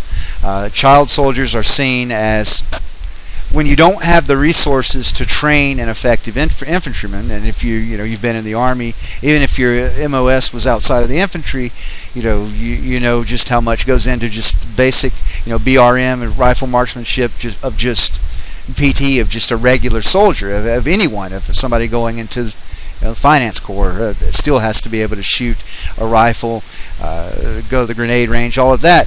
But when you don't have these kind of resources to train an infantryman, child soldiers, even though it's something that's morally reprehensible, it's something that's very militarily effective, because while these children don't have necessarily any military skills, they have boundless energy.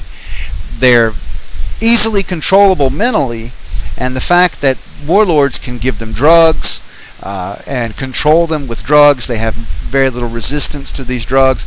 They have no experience with drugs, being 8, 9, 10 years old. They'll use marijuana, or now kind of what we would call prescription drugs. They will use these to control, to pay these children.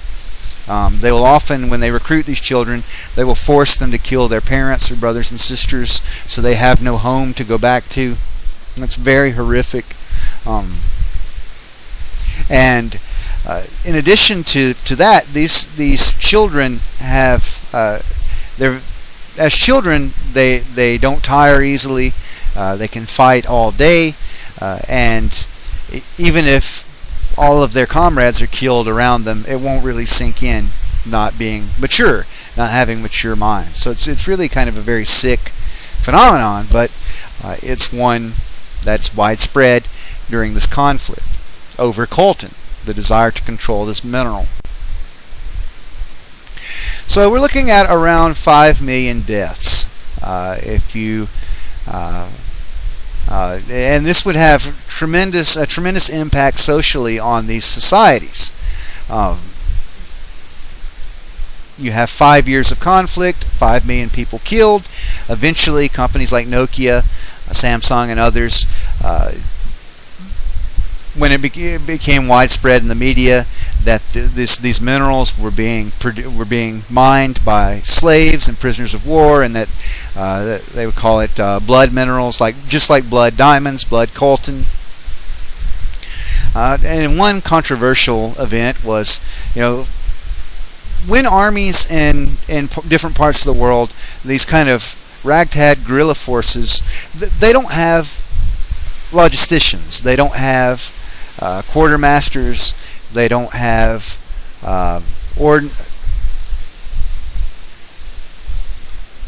they don't have supplies. So they have to make do with what they can. They have to forage for food, they have to forage for water, for fuel, for wood. In different parts of Africa, bush meat is seen as an alternative for these rebel groups to stay alive, to continue fighting. So different animals, some of them endangered, will be harvested by these guerrillas to sustain these armies. And in fact, that's how most scientists now think that HIV spread to human beings, is that during a particular civil war, a guerrilla soldier had eaten a chimpanzee that was infected with HIV, and then when it entered his system, it mutated and then adapted to the human body and spread from there, due to these starving soldiers being forced to eat these creatures. Well, this is a picture of some guerrillas who have been killed for bushmeat. This was a very controversial picture around the time that this picture was released, and obviously, yes, it's very disturbing, but it begs the question to me. 5 million human beings have been killed, and you look at this picture to the left, to me it's infinitely more disturbing than the picture to the right. Seeing people in misery, especially a child, so much more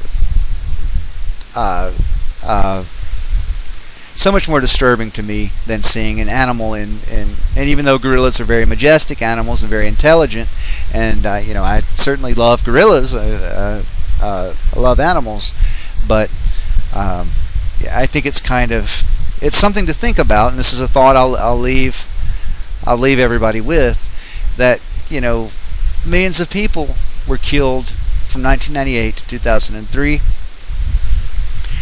People were still consuming laptops, cell phones, coltan. Again, like with slavery in the British Empire, with people in London, we were consuming these products without even really knowing what the amount of human misery that came into producing them. And I'm not saying don't use your cell phone or computer. We couldn't even do this lecture, but I think it's important to keep in mind where your goods are being produced. And of course, again, to show my bias, I think goods should be produced in the United States so that Americans are being paid for producing these goods. But that's for a discussion for another day. But these goods, they were coming from controversial sources. But I think it's disheartening to me that the West, in general, the Western media, only became involved, only became attached to this conflict, even in a limited way, after this picture of these guerrillas began to be circulated. I